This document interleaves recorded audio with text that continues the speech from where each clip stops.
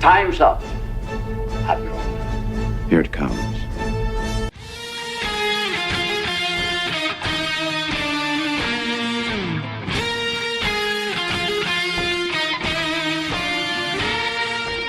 By the power of Grayskull!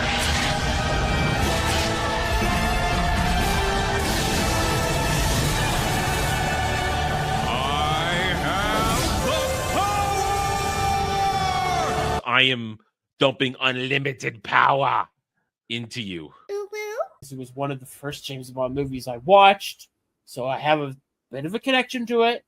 And That's Dermot's excuse. I don't fuck. It was their first date, Adam. Shut up. I will stop bringing it up. I don't give a fuck what that wannabe VTuber cunt wants to say. Okay, let me have my moment. Imagine for a moment, if you will, being Adam's neighbor. You're sitting in your favorite easy chair. Maybe you got a cup of tea, and you're reading your favorite book. And out of nowhere, through the wall, you hear this: "Culturally appropriate my dick." Dude, that's like a test of strength. That's not gay. That's like I'm gonna grip you. I'm gonna grip you harder than you grip me. We named zombies after you in that game. Yeah, rightfully so. Yeah, I mean, there's these big fat bloaters that sun themselves and they just lay there. Oh, those are the things that come out of my rainbow's ass. Brothers and sisters. Oh no! I want you to gather around. I want you to gather around and understand that we are in a time of troubles. Know that a darkness has descended upon us, or one may call it a shadow has descended. A shadow that also hides fairy tale communism. And what you must know in order to battle this, that you must join together and understand that when the black man runs through Japan, it may be gay, but it's okay because it's non-binary. And when the hairy-backed, unibrowed, fairest of them all, when she says we can all share in our daily tributes, you must understand that it's okay because she's a half-breed and she hates herself. You must understand that when she says she's the fairest of all, it's because deep down inside she suppresses her whiteness, and that's okay. And that when you are creeping across the tops of the roofs across Japan, and you peek in the window and see that man being sodomized, wow, you must understand that it's okay because it's in a video game. And if you are a chud, you must cry hard. And remember, when we get through these dark times, through these shadows, and we leave the communist propaganda behind, when you are out with your family, walking through town, stay away from the pizza joints because you never know when the throat goat may be there. You can understand that throat goats are among us, and they will tempt you with the pizza. But do not listen to them, for they will not deliver on the promises that they make. That is why they are throat goats. Come. And then when I'm holding hands with Dermy, it's going to be worse. I did that. I've done that. I have the video here. Just think of that. You're going to be holding his hand and think about what that hand's been holding. Technically, you touched Dermy's penis. I want to blow him up. Let me blow him up. Oh, yeah. Take it. There we go. All better now. Man, titties are the greatest things on earth. Hold on a second. I had no part in this. What the fuck? You fuck. What the fuck? Oh, what the fuck? Oh, shit. Yeah, you're stuck on it already. Yeah. I don't have the right camera. on. It's not even set up. No, I only really came in here to do that. I I'm know not you even did. gonna That's why I lie. dumped you in the back room when I saw that. I'm like, oh, let him do his bit and he's gonna leave.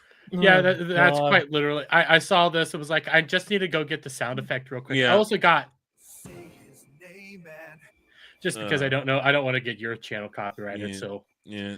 yeah, that's all I came in here to do. All Was right, the fuck Pedro off. Pedro. You're Yeah, not gonna contribute. bye. Fuck off. Dumb fuck. Oh, welcome to Mellow Mondays, everybody, where we even give retards a place to be stupid. All right, welcome back, everybody. We weren't here last week because Mellow Mondays is now an every other week show because I am very busy. Sometimes Mondays just ain't gonna happen. So there we are. Hi, Bug. Derby traumatized you, I bet. He always does. Yeah, that was just annoying there. I had like a whole thing to go on for an intro that related to the intro videos, but then like a raccoon he bombarded his way in and caused a mess that we have to clean up now. Well, this is fallout from last night where he was convinced that we all knew what that was. And none of us knew what it was. And he's like, you all know what this is. And I was like, I don't know what this is. I don't know what this is. He's like, yes, you do. You know what it is. Like, no, I don't know what this is. This pager thing. I don't know what it is. I still don't know what it is. Then he found it and like played it repeatedly for like 30 seconds during the stream. Thank God I had to leave eventually. So, yeah. Damn it. Fucking dumbass.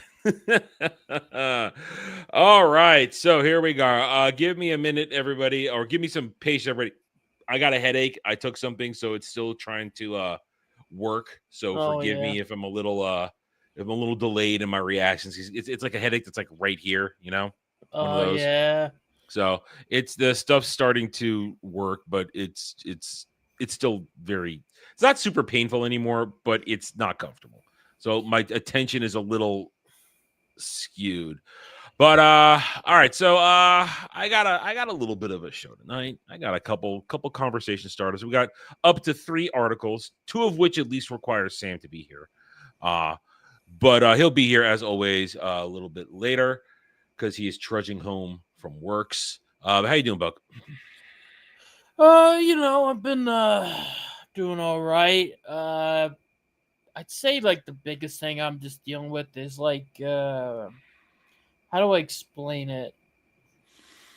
Like I'm still working on the comic, because like the first issue's getting drawn up and all that, and it's going good. Pages are getting done a little bit, but it's taking a minute. And then I have the other guy who does like the art I got in the background doing like more of that stuff to show off and get attention. But beyond that, I'm just sitting there kind of like I feel restless. Like I want to do something, but I can't do anything because the parts I need are like in other people's hands and I can't do anything. I don't know. I understand. I understand that. I mean, I understand it. I don't understand it completely because as the only person who actually creates what I do, I don't have to put it in anybody else's hands. But I understand the antsiness of, okay, I'm tired of sitting here waiting.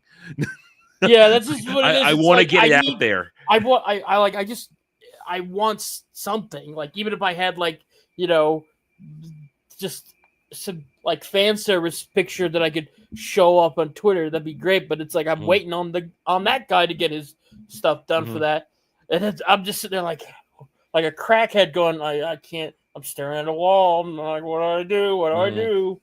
Yeah, I understand completely. I would love nothing more than to do the crowdfund or the pseudo crowdfund, which Jed and I have planned for my book. But it's I just don't think there are 1,000 people out there to buy it right now, and that's what I need. I need to sell 1,000 units is what I need to do.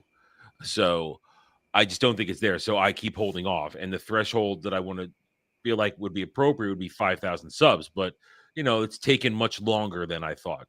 So I'm very antsy, and of course, the way things are in my head, even though it's all like 85% organized, I can't start working on the next book yet. It's not writer's block. I've had just the inability to sit down and start. It's all there, ready to go. I just need to get working on it. For like, I should have had the other one done by now, but I just can't do it because Yeah, I need. you don't want to get too far ahead of yourself.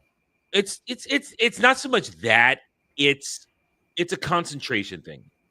I can't settle myself down to focus because I've got so many things going on with the channel and doing stuff with other people and all this stuff. So if I felt like that the first book is out and it's doing successful, that would be all the focus I need to sit down and just power through and get the next book done. Because like I said, it's 85% done up here. There's Right. little bits that need a little more connective tissue to make it believable, moving from one part of the story to another, and that'll happen in the process. But I just need to get to a point where things are a lot calmer and I'm a lot more comfortable, and a lot of other concerns I have are not happening. So that's my problem, because I Right. really don't suffer from writer's block. I know where I'm going with everything. It's just a matter of how am I putting it all together. So Yeah, no, I totally get that. Like, Yeah. for me, like the first issue, all scripted, being drawn up as we speak, slowly, pages at a time. Second one is like fully scripted and done, and the third one is like partially way in, but it's like, and I know what to do for that story for the most part. Like, I know the outlines. It's just more like, okay, I got to fill in the little spots and what I want to do for it. Mhm. But I'm halting that one because I feel like I need to not get too far ahead of myself. I need to actually know that the first one is Mhm. actually, going to do somewhat okay, and to see if there is a genuine audience for it, and that's Mhm. the hope there.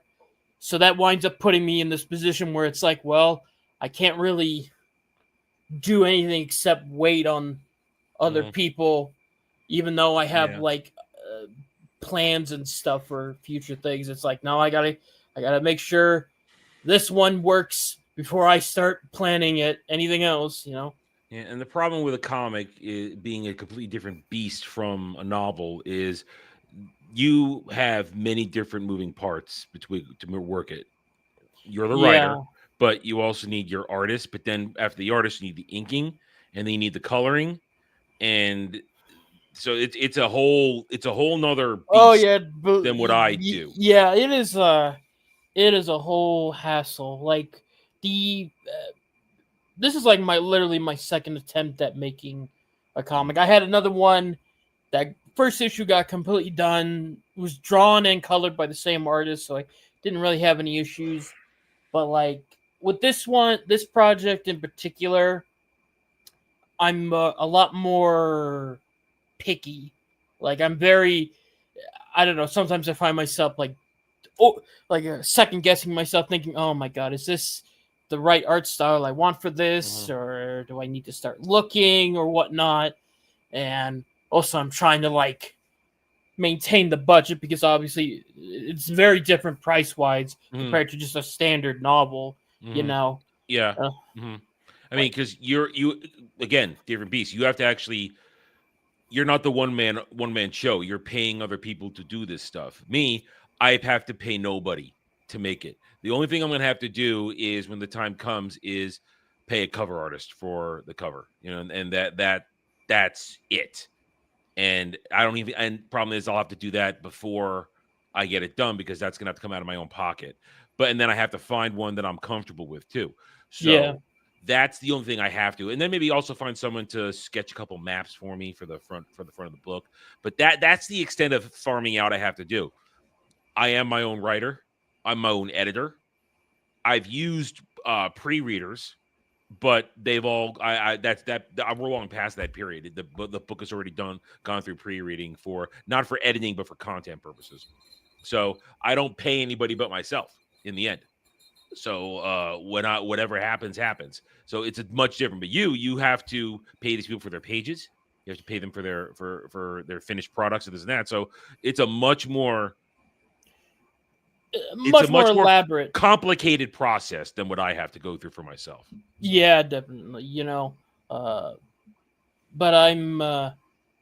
I feel at least very confident in this project and hoping that I could at least get some eyes on it, and hopefully when it's done, however long that's going to take, because I'm the idiot that decided I'm going to make it a graphic novel length of 84 fucking pages. So wow, yeah. And where are you getting the printing done? Do you know? I have no clue, truth be told. Like I definitely don't think I'm going to be printing it like a physical book yet, or Okay. at least I don't know. Like so Okay. far, my plan is to just get the pages done, and then I will figure out how to do the release schedule. You know, it's like, okay, because I know when it comes to comic printing, I mean, this is my education from my time when Comicsgate was actually a legitimate thing to watch, and I learned a lot about the whole thing by watching that. So I know that there are many places around the world to do it, but it's about time and expense and this and that. So I was curious what if you had an idea for that, but there's some ideas, like Rippaverse is like Ripasend thing is an option. But beyond that, I haven't really hammered in on it so far because I don't know, when I really got into this, I would get a little too carried away and thinking on the details, and it would kind of make me a little too fucking stressed out and start pulling my hair. And I was like, okay, no, I need to like just focus on certain parts. It's like, okay, get the first one done, like complete, like get it drawn up, get it colored, get it lettered, and then after that, you can deal with the next hurdle of how the fuck are you going to get it out and where are you going to sell it. That to me, that is the proper pattern. I mean, have your product complete. If you can afford to have your product complete before you start to try and sell it, that is the thing. Because once again, the failure of Comicsgate, one of the major failures, is promises not delivered. Yeah, and they promised the moon and didn't deliver that. Yeah, and also I just don't feel I wouldn't feel right if I was to like start taking customers' money when the product is like not even done yet. It's just one of those personal gripes. It's like, nah, I want to at least have the thing done so that way when you order it, you're getting it the finished product. Yeah, I mean the point of a crowdfund is to help support the artist while they're doing it, but in some cases, it's already done, or it's able to get done without the support. Yeah, and then you have other people that sort of like take advantage of that formula, and they kind of just milk it for way longer than it needs to be. And it's just, for me, when we do and I say again, pseudo crowdfund, because we're not actually going to run it through a crowdfunding platform. We're just going to create what Ribbit did, a web page and stuff like that, and so we don't have to pay anybody 7 to 20% of what we're doing here. So when the time comes on that, Samuel, when the time comes for that, after we run it with like a traditional like 60-day thing, then that money will be needed because that's the money that'll be used to pay for printing and all that stuff like that. So the money will be needed, but the product is done. The book is done, like on my end. So that's what it is. I am a firm believer of before you start to sell it, have it be done. Have it be done. Yeah. Have it be done. Hi, Sam. How are you? Oh, I'm okay. Hot as fuck, but I'm here. It's starting to get cooler here. It was only in the 70s and 80s for the past few days instead of the 90s. So it's starting to be better.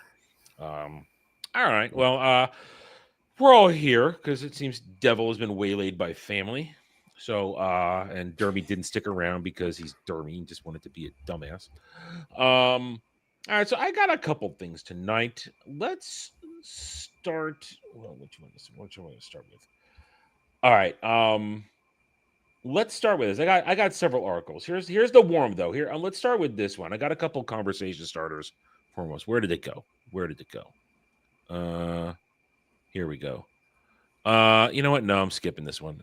I'm gonna do this one. Just because you guys are here. I mean, are you guys much into Lego? I used to be, I mean, Casual at best. well, I Okay. grew up with it, and I passed it on to my kids and all that stuff. But when so Adam, you know this about me. Like I had some substance issues in my 20s, and when that was no longer a thing I was doing, but I needed to keep my mind focused on something, I started collecting like Star Wars Lego sets at that point. Almost all OT too. It was I think I had one or two sets that weren't from the original trilogy, like Jango Fett's Slave One, for example, when it still said Slave One on the box, and that kind of thing. But yeah, I did it for a while. I got into it enough that I have a Death Star and a Star Destroyer. Oh, the Death Star. You see, now I, of course, like when I was a kid, I was into Lego. I was there when it was originally just the giant bucket of mismatched colored bricks, and there were no plans, no sets, all this stuff. But then they came out with the first round of medieval and pirate sets, and I was all in on that. But then I hit high school, and I kind of quickly grew out of it, and I really got back into Lego. So even when they started purchasing or licensing IPs to make stuff, really wasn't my thing. I don't, for the most part, of where the hell am I going to keep this shit? That's a big part of it. Where am I going to keep this thing once it's built? So yeah, and I move a lot, and it's hard to. You lose pieces. It's not good. Yeah, so I never got back into it. I can appreciate it if you like it, you build it, and you have a case for it to display. That's cool, but I don't do that. But what I don't understand, or I guess maybe I do, is Lego is mostly innocent for the most part of what they do, right? With their IPs that they license, like it's mostly innocent. Yeah, for the most part, yeah. Yeah, well, maybe not so much. So I caught this a few days ago. They're coming out with an Arkham Asylum Lego set. And when you zoom in real close, there's this. New Arkham set is the first time Lego has acknowledged a lesbian couple, Harley and Ivy. Wait, what? Hold on, let me. I'll zoom in on. There you go. Oh, there, right there. So it's like, hey, we're gonna make Ivy and Harley lesbian couple, even though that's only a thing in current day retarded DC. Yeah, because that wasn't even a thing in Arkham Asylum. No, it was not. And even if I don't think this is based off the game Arkham Asylum. I think it's just it's not. No, it's just a Lego set. Yeah. Okay, that was figuring. Yep. I mean, I don't know. I'm sort of just numb to that whole thing. It's like, okay, they're gonna do it, whatever. I guess. They're pandering to this particular person, because if you look on the side here, they say also if you want to support a trans girl in a lesbian relationship, my God, go watch my video on it, or you're not an ally. Sorry, I don't make the rules. Well, this is apparently you do. Oh my!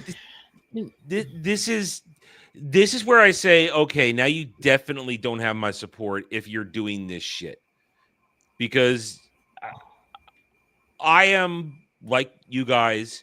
I loved it when Paul Dini, Bruce Timm created Harley Quinn as an original character in TAS, and she was great. But in like literally the 30 years since her inception, she is mutated and evolved into an insufferable character.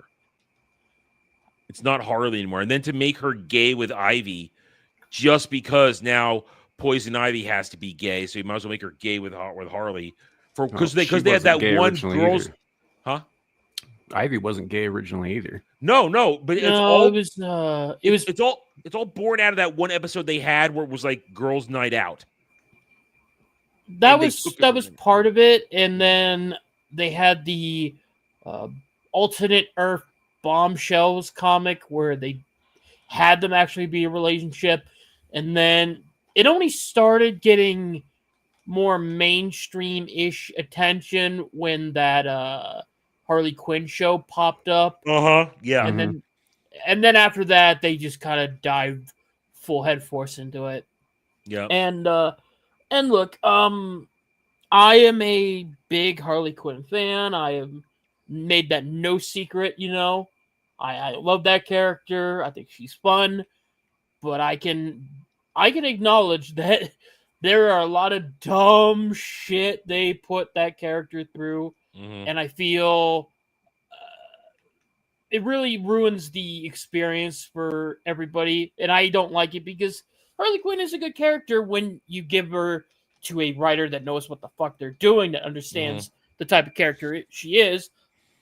But when you give it to a bunch of dumbasses, it ruins the character and makes everybody not even want to go near her with like a 10-foot pole barge, you know? Yeah.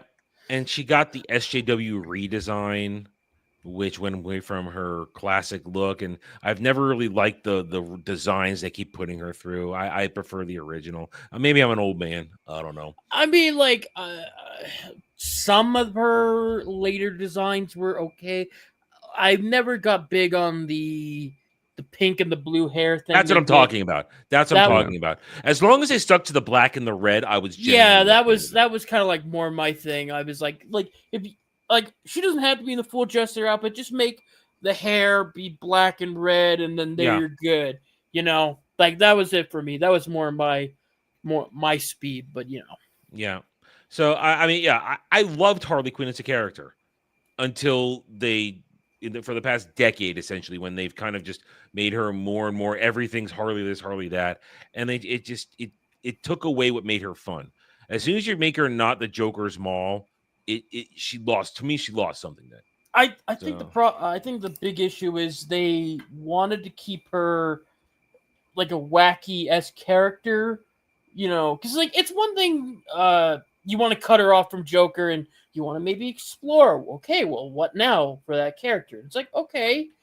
The problem is they wanted to still keep her in that weird, kooky, like a little bit wild in the brain shit, and for random shenanigans. And they Suicide Squatted her is what they did. And... yeah, you know, like I feel if maybe you could have done something where you had her break off from Joker, go on her own, and then maybe like try to rehabilitate herself in the right way, and then like tries to make up for the shit she did when she was with the Joker.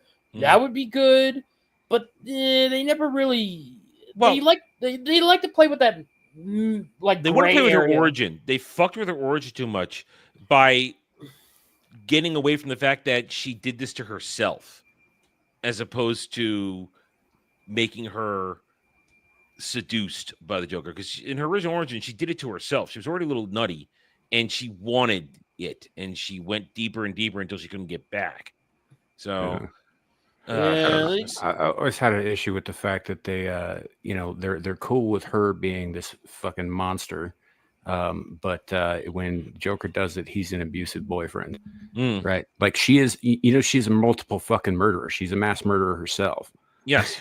And that never sat right with me, with all the people going like, "Oh, she's so great." I was like, you do realize that not only is she a crazy person, but she's killed a lot of people. Like it's personally. simp culture. It's simp culture. That's part of it. Yeah. Like it's fine to root for your villains, man, but like let's acknowledge that she is not a good person.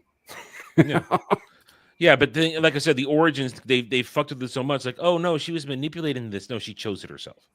She chose to go down this path. That's the thing. So yeah, I'll be honest. The only like decent recent year Harley Quinn was in the White Knight comics, where she like leaves the Joker and goes like, okay, yeah, this guy, I've done a whole lot of horrendous deeds. I need to make up for it.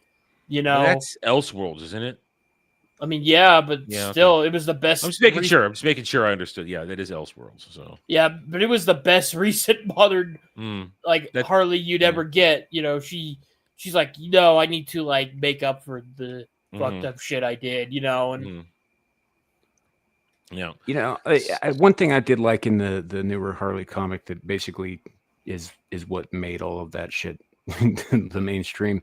Was there was a bit where she actually used her degree, right? Because she is a trained and licensed psychologist, or well, not licensed anymore, I suppose, but on account of all the murder. But she did use her psychology degree at one point when so Lobo got hired to come take her out. Right. And there's no fucking way that she's going to take Lobo. Right. Yeah. And she knows there's no fucking way she's going to take Lobo. So she head shrinks him. She's like, who are you really mad at? Right. And basically, she sends him back to Apocalypse to pick a fist fight with Darkseid. That is funny. That is funny. He puts a cigar out on Darkseid's chest, and he's like, "The main man's got some issues, need to work out." I like that part. That was pretty funny. But that is pretty good. Most of it was pretty bad. So I just wanted to bring this up because, wow, Lego, way to as we're kind of clawing our way out of this woke era, way to get one last little bit in there to immortalize it on something. I mean, screw with it. Honestly, maybe that's just what it is. They are just doing the bare minimum of this. I mean, if they really wanted to showcase their support, they'd have a whole ass set with Harley and Ivy making out on the Lego set and everything. Gay pride flags all over the goddamn place, but it's just nah, just put the little heart thing there. It's pretty innocent, no one's gonna notice in this tiny fucking square section. Yeah, it's internet says, hold on a second, we noticed. But it's performative. They don't fucking mean it. This isn't even the first time you're right. that Legos put some pride shit out. This is just they're just saying this now because it's genre. You're not wrong. I'm not supremely offended. This is more an eye roll for me. It's like, oh, come on. Right. Come on. It's just okay. Yeah, you're feeding the wrong fan base, but I wouldn't. I don't think I'm too far from saying there are likely some people who were ready to buy this and will see this and won't buy it. Some people, just because they don't want that kind of pandering to non-fans on something when they are something they are a real fan of, and they don't want that in their collection. I can see that for some people. Being you know what? I'm not going to spend my money on this because you're not pandering to me, a real fan. You're pandering to these fake agenda-driven assholes. So I can see that. And I wouldn't buy it for my kid because I don't think that's a fucking appropriate thing to have on essentially a toy. Because some kids will. Because we're talking about adults here who buy this and build it and just stick it in a box and look at it. This is still meant to be a play set for kids. Yeah. It's meant because we forget that sometimes with these Lego sets where they come out with the Lord of the Rings Shire set and all that kind of stuff that all these people are going to spend $200 on. These are still toys meant for kids. And it says 6 and up so that you can realize, yes, it's for everybody. But no, these are still toys meant for kids. And we forget that as collectors or people who know collectors sometimes. Right. Although it did make me sad that Jimmy Carter actually did live to be too old to play with Legos. Because he died when he was 100. It says 6 to 99, right? I don't know. Is that what it says? Yeah. I just here's $2.99. Here's one right here. It just says 6+ right here on this one. So I don't know. Whatever the hell this is. I don't know what that is. So I don't want. Yeah, they probably say 6+ now, and they dropped the 99 on account of Jimmy Carter. That's a little dark. It's a little dark. All right. So there was our nice little warm-up conversation starter. I knew that we'd get a good one out of that. All right. So here's our first article tonight. So I came across this one as a tweet earlier today, and I thought little of it, but then Variety had to go and actually drop an article for it. So I feel like I want to comment on the expression from our target of this article. And what I'm talking about here is Tamura Morrison has come out and said that Disney isn't talking to him at all about reprising Boba Fett. Well, that's not a surprise. Yeah. And so, and he tells Star Wars fans to reach out to Lucasfilm about his return. All you need to do is send a letter or an email. That's all it is. That's all we need from this. And when I saw this, my first thought was, okay, when you say fans, actual real Star Wars fans hate you as Boba Fett in Book of Boba Fett. We don't hate you as Jango Fett. We don't hate you I don't hate it that they gave him the voiceover for Boba Fett in Special Edition. I don't hate any of that. What I hate is rolling him out to be old, fat, out of shape, not aggressive, bastardized version of Boba Fett in Disney Star Wars. That's what I hate. And when he says, tell Star Wars fans, no, tell Stans, because those are the ones who are still there. And it makes me laugh because the Stans would never do any of this. They'd never send an email or anything like that because he doesn't represent what they care about in Disney Star Wars.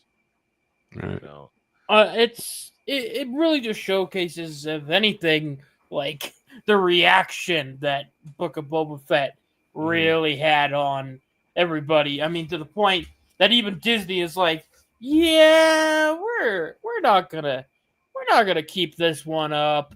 You know, we're gonna focus on other things. Yeah, we're gonna make Acolyte. Yay! I mean, yeah, Well, that was. I mean, maybe it's just me, but Tamara Morrison's not Boba Fett to me anyway. He's Jango Fett. He's Jeremy Jango Bullock is Boba Fett. That's fair. That's fair. I kind of not really too big on like the problem there. I don't mind if he plays Boba and Jango. Well, he voiced Boba. I mean, technically, he just voiced him when they did the special edition. It was still. I mean, okay, yes. I don't mind if he's playing, both the father and the son characters or any of that. I have no issues with it because he is a good actor, without a shadow of a doubt. I just feel with Book of Boba Fett, they saddled him with a horrendous script and did not prep him at all. They were just like, no, roll your fat ass out there and do it. Don't try to get in shape. Don't try to do nothing. He did not look good at all. Speaking of crazy shenanigans, I'll be right back, fellas. I'm going to make sure that nobody's getting shot down the hall real quick. Oh, okay. Oh, dear. All right then. So I mean, Book of Boba Fett, and I call it that because he was, like Buck just said, he was out of shape in that. It didn't look good. And not to mention, they literally butchered his character. This was not a badass. This isn't the awesome bounty hunter that from just his couple of minutes of screen time in the original trilogy got a massively devoted fan base for decades, to the point where in comics and books they gave him more to do. Yeah, and it didn't even fit the idea they wanted to put up for this show, because the whole idea was Boba Fett, crime lord, and it's like, and when on paper when you see that, you're like, okay, I'm kind of interested. Let's see how this goes, and it went literally nowhere. And they tried to make it sound like he was some sort of Robin Hood good guy, when it's like, that's not how this He understands that the Tusken Raiders are people too. Yeah, it was. No. If anything, it was just sanding off all of the edge that Boba Fett really has, and then just.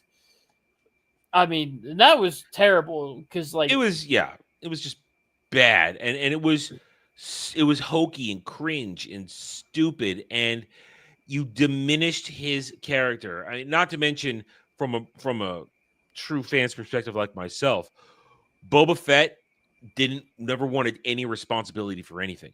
He declined to be Mandalore. He walked away from that, even though he was for 30 years he was the rightful Mandalore, because Jango Fett was Mandalore. So Boba Fett was lined up to be the next one if he had enough guts for it. But no, he was just a bounty hunter. And then for so many years, he was focused on revenge of the Solo clan. And then when he finally gave that up, in just a fascinating arc in the legacy books for the EU, he finally does accept to be Mandalore, but he loses so much.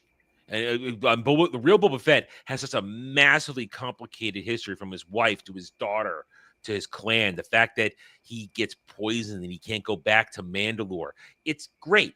And the only problem is, well, not the only problem, the major problem is that when you read all that great stuff and then look at what Dave Filoni and Disney Star Wars did to him, you cucked one of the hard-nosed characters of the Star Wars universe into this stupid guy who carries around credits in his helmet after a shakedown. Yeah, that's one of those things I never been fond of. It's like, like I get it. Oh, you want people to know who the actor is beneath the helmet or the mask, but it's like, dude, like I'm not going for that. Okay, like especially when I've seen other movies and projects do this thing and they actually keep the fucking mask on. Or the outfit on, that kind of thing. Like fucking even Amazon did this right with The Boys. As much as the stupid shit they do, at least for certain characters that have like full masks and suits, they'll keep them on throughout the entire goddamn show. Like that Homelander guy, like except for like 2 or 3 episodes in the entire like series so far, he's always been in the fucking outfit. Like, Yeah, and it's also the thing that real Boba Fett, his scars from being in the Sarlacc never fully healed.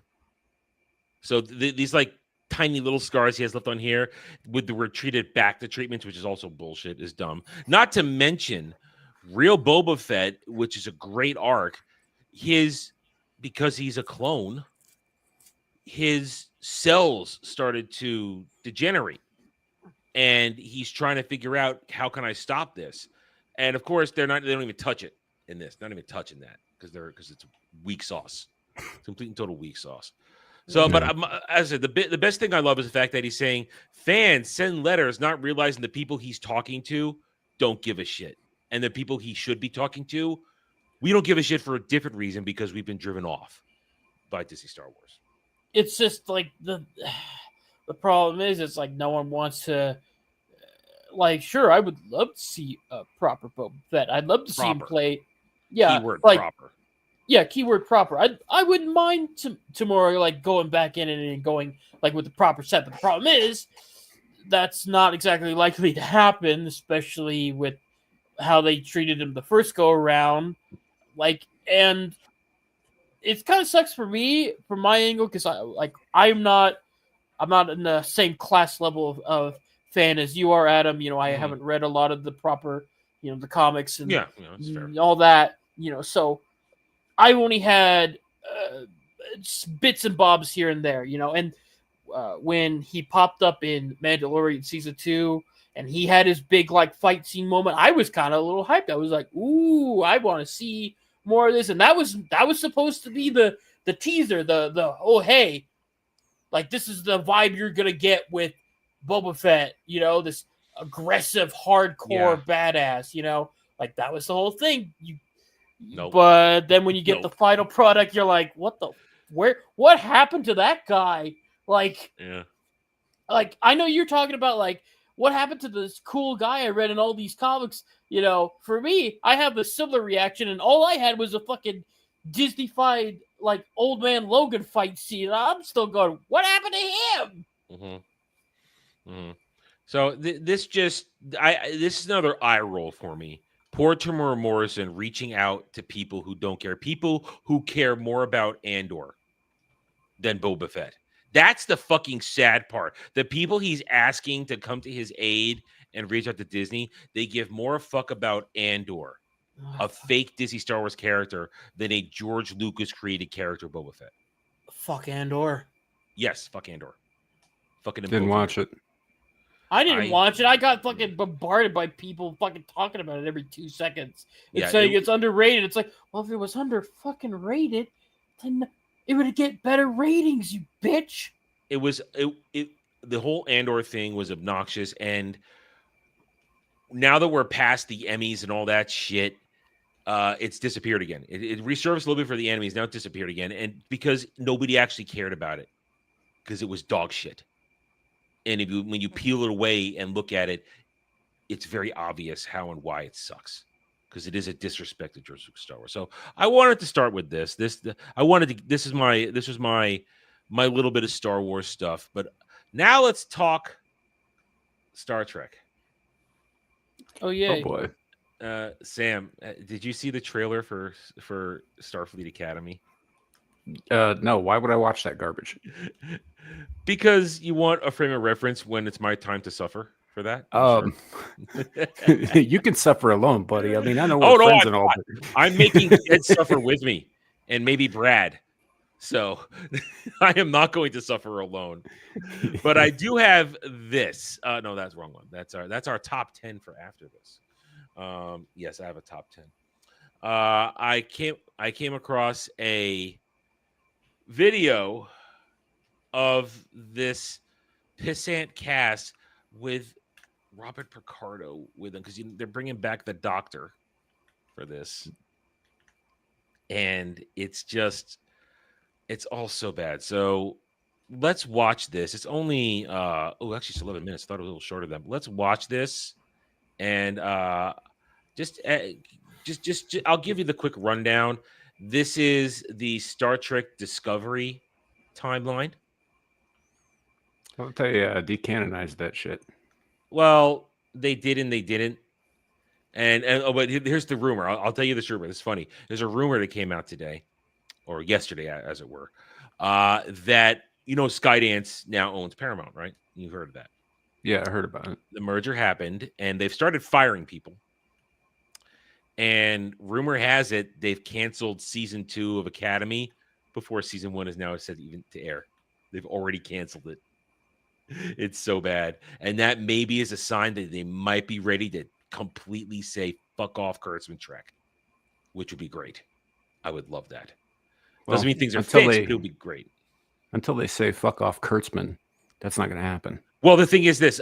He's got another 2 years in his contract, I believe. And maybe there's a clause in it. I'm not privy to this all. I'm hoping there's a clause in there that because of an instance of a merger, there's some sort of buyout clause that they can do to say, here's your money, get the fuck out. We're going to try and resurrect this IP without your disgusting hands touching it inappropriately.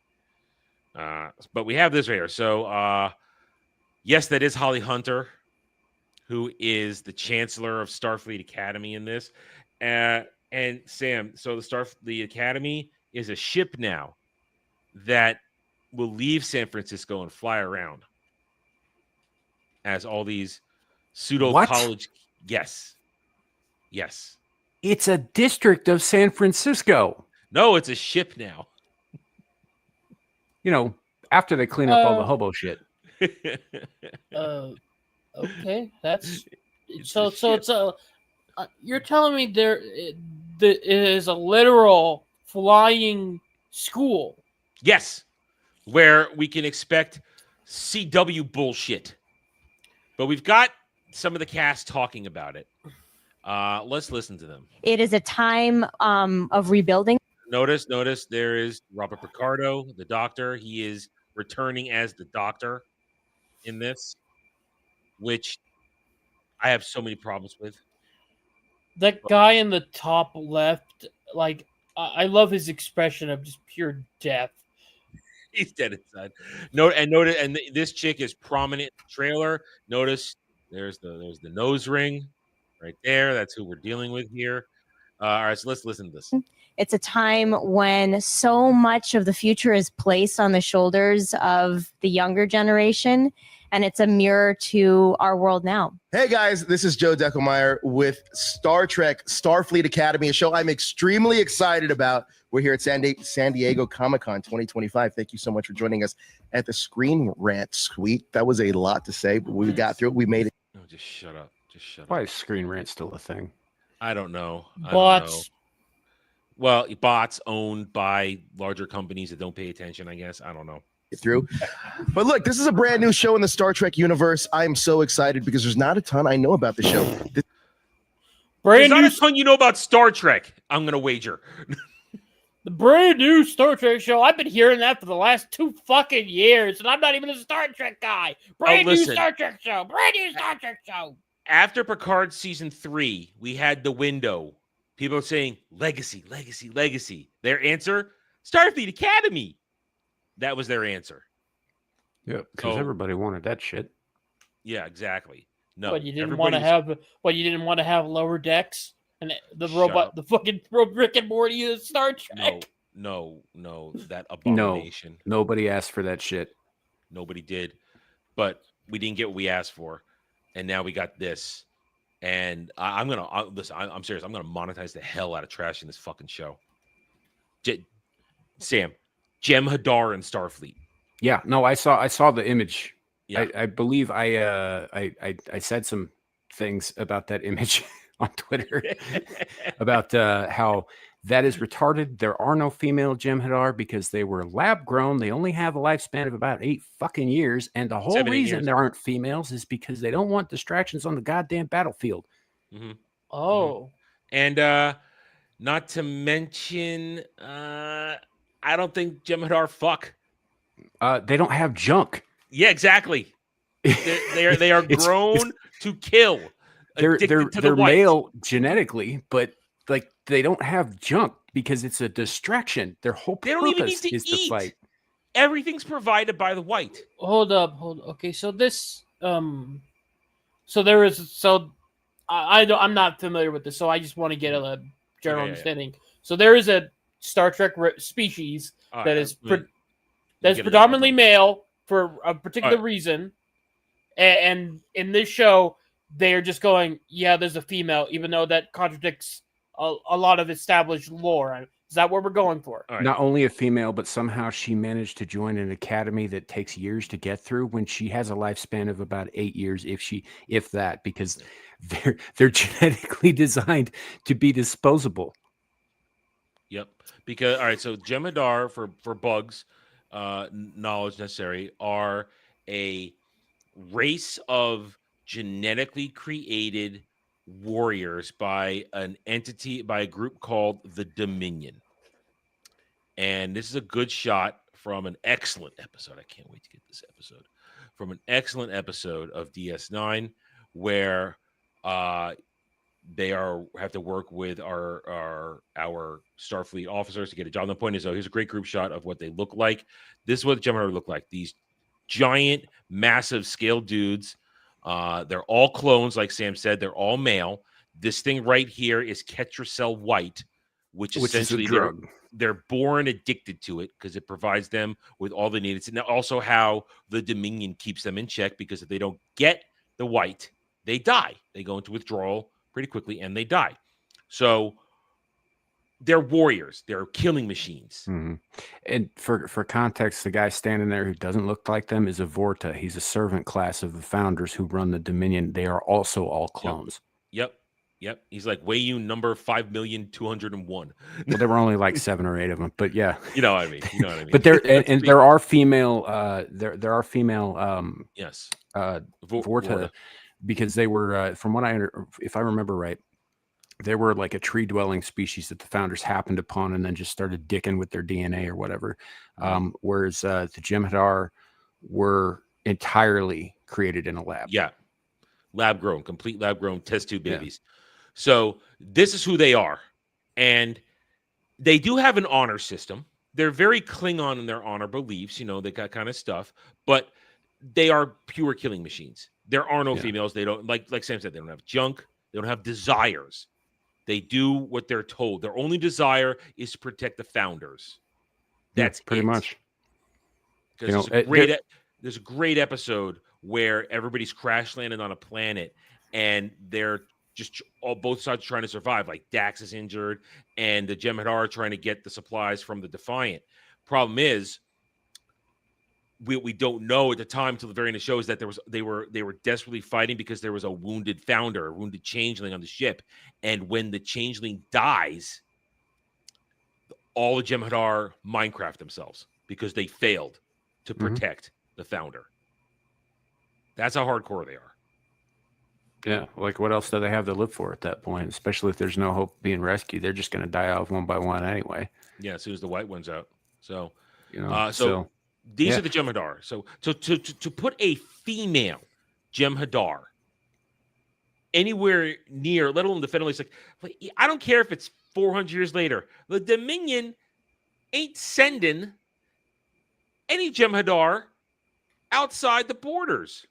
Yeah, the whole thing comes from the premise that somehow the Federation managed to change how the Dominion runs their quadrant of the fucking universe. Bullshit. And that's not going to happen because the founders' whole civilization, everything that they do has been around longer than probably longer than before even man discovered fire. They live for hundreds of years. The changelings are long-lived species, and the only idea of how they might change a little bit is because once Odo rejoined the Great Link, then his thoughts would maybe temper them a little bit, so they wouldn't be so aggressive and angry and try to dominate. They're not so quick to invade after he becomes ambassador to the Great Link from the Alpha Quadrant or the Beta Quadrant or whatever. Yeah, but he's like, even when you find out, as a infant founder, right?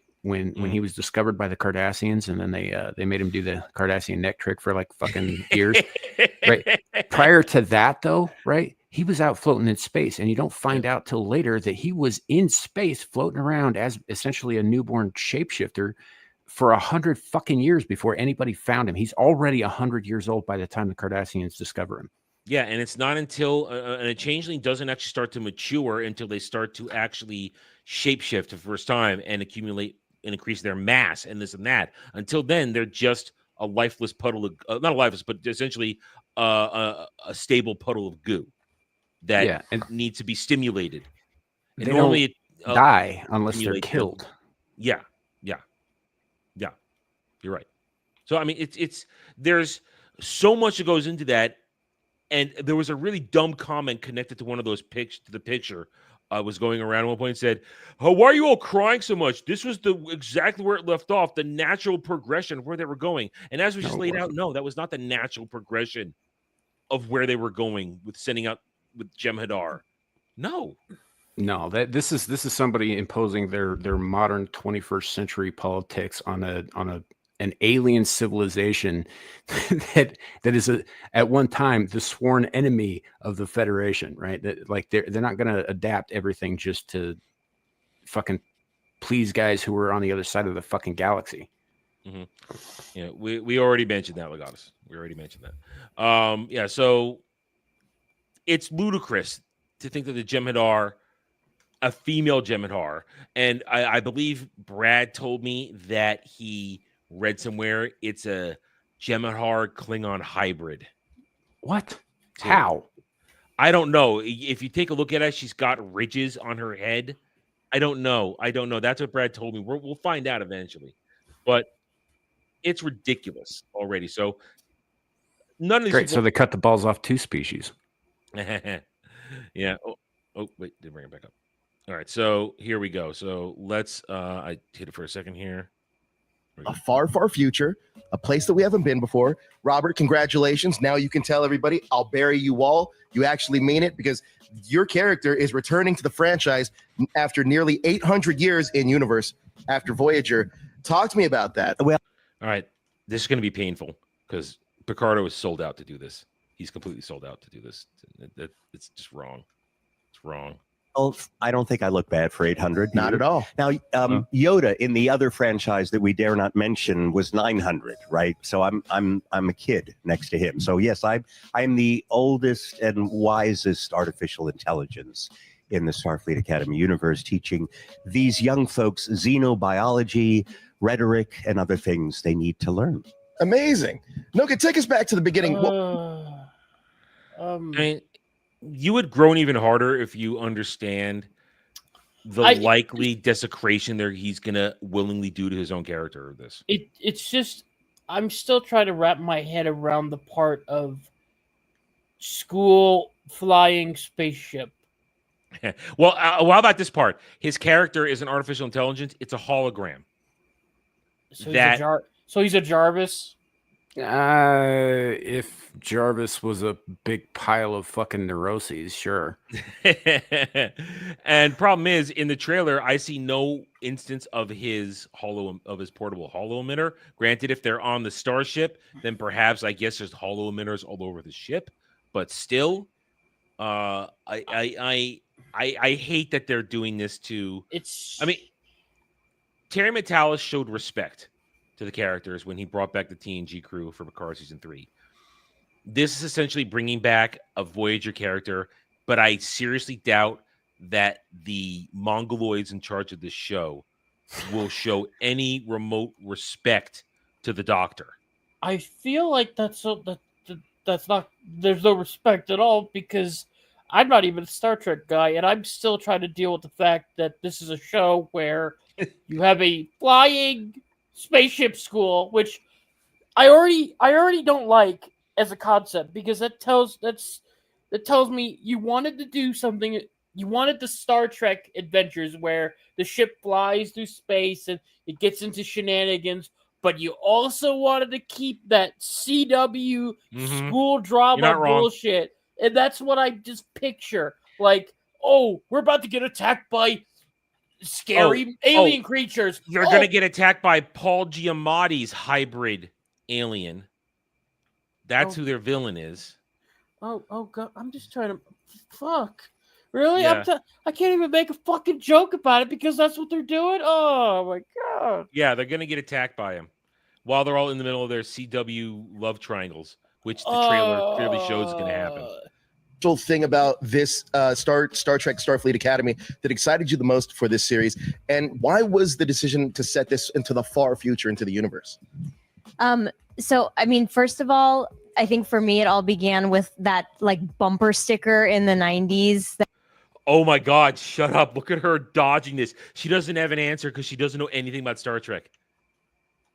Oh my God. Bumper sticker in the 90s. Okay, I got to hear this. That always said, my kid is an honor student at Starfleet Academy, right? Like, I don't remember that bumper sticker. I do. You do? Okay. Yeah, they were all over the place. Okay. Not where I was. Okay, not where I was. As soon as that was like where it began for me, I was like, I want to go to Starfleet Academy so badly.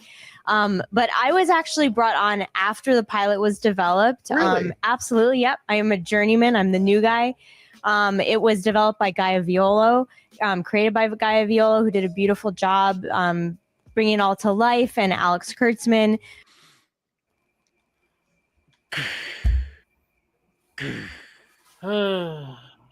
This is evil personified right here. This man has literally taken joy in destroying what many excellent creators have built upon for decades. So it's this man is the ultimate of disrespect to Star Trek. Pisses on it happily because he's the one that said Star Trek is not about science fiction telling stories. It's about making it a social platform. Those are his words. Evil. I came in to co-run the show with Alex, and the decision to set it in the 32nd century was very intentional. It is a time of rebuilding. It's a time when so much of the future is placed on the shoulders of the younger generation, and it's a mirror to our world now. Okay, no. I think they got fucking told they couldn't do anything to fuck with the regular timeline anymore. I think that's why they're in the future. They got told that they couldn't do anything to jeopardize potential future plans. You say that, and I need to bring this up for you right now. I need to bring this up because I don't know if you saw this screen cap from the trailer, but this is what made me the angriest in this right here. Let me just bring it up. I didn't know I needed to have this up, but I want to bring it up. When you say they can't fuck with anything, they do one thing here. Look at this right here. This angers me so much. The fate of Benjamin Sisko, emissary of the prophets. Oh, get fucked. Did he die in the fire caves of Bajor? Did he live in the Celestial Temple? Yeah, exactly. Get fucked. We already know what happened. Yeah. We already know what happened. He went to live with the fucking prophets. He abandoned his new wife and their unborn kid. We know what happened. And he's unstuck from time. He essentially becomes a god. He's unstuck from time, and at some point in the future, the prophets will drop him back in to real time. But we know where he is. So and here's that chick sitting on the couch with the nose ring right there. To do this just infuriates me. How dare you go near Sisko and his fate? Fuck you. Just fuck you from every angle in every ear that you have. I hate this. So they are going to fuck with some things, or at least they're going to put some things in there to fuck with it a little bit. Yep. And I hate this. I despise this with every bit of my being. All right, let me bring this down, put the other one back up. So yeah, so you understand, I'm going to relish destroying this show now. You starting to understand I'm going to have a true joy in ripping this apart. Amazing. George Grease, we don't know anything about your character, so what can you tell us about who you're playing? Okay. All spoilers, please. Oh God, is this guy? Is this the Klingon with the colored hair? Can't tell without his makeup on. All spoilers ahead. He is defined by pressure. My character. He has the way he sees the academy is an instrument to prove what he truly believes about himself and that he is the best. So whenever he comes across another cadet that's sort of wanting the same thing, he's ready just to stampede over those people or those beings. It's exciting. It's an exciting character. Does that sound like Starfleet to you? Sounds like a jock in a high school setting. It doesn't sound like the morals and systems that they would be teaching at Starfleet Academy. That doesn't sound like somebody who has officer potential to me. I'm not watching the OC in space. I'm not doing it. No, you don't have to. I have to. You don't have to. Play. Oh, Really that's is. awesome. Yeah. How about for yourself? Who are we playing? Well, my character, God, she is going to be insufferable already. I know it. I fucking know it. she's the best way I can describe her is just very instinctual. She's literally like the most freshest lily you could possibly find in the field of lilies, if you like lilies. She's a very fresh type of person, and she's very in tune with her body, because I think when you're not in the mind, you're not overthinking, everything is just kind of like animalistic, and not in like the barbaric way, but just in the sense that like you're just going to react to everything in a very natural way. And so she was very fun for me to play. She was... What the fuck? That sounded like a roundabout way of saying my character is going to be very emotional, will not take any form of logic, and will just react based off of pure emotion. Yep. Well, she's always smiling in the trailer. Yeah, it's fun to be instinctual like that. You have no idea the levels of hatred I'm gonna have when this comes out. I hate this, and I'm not even watching it or even being a part of it. I hate this experience.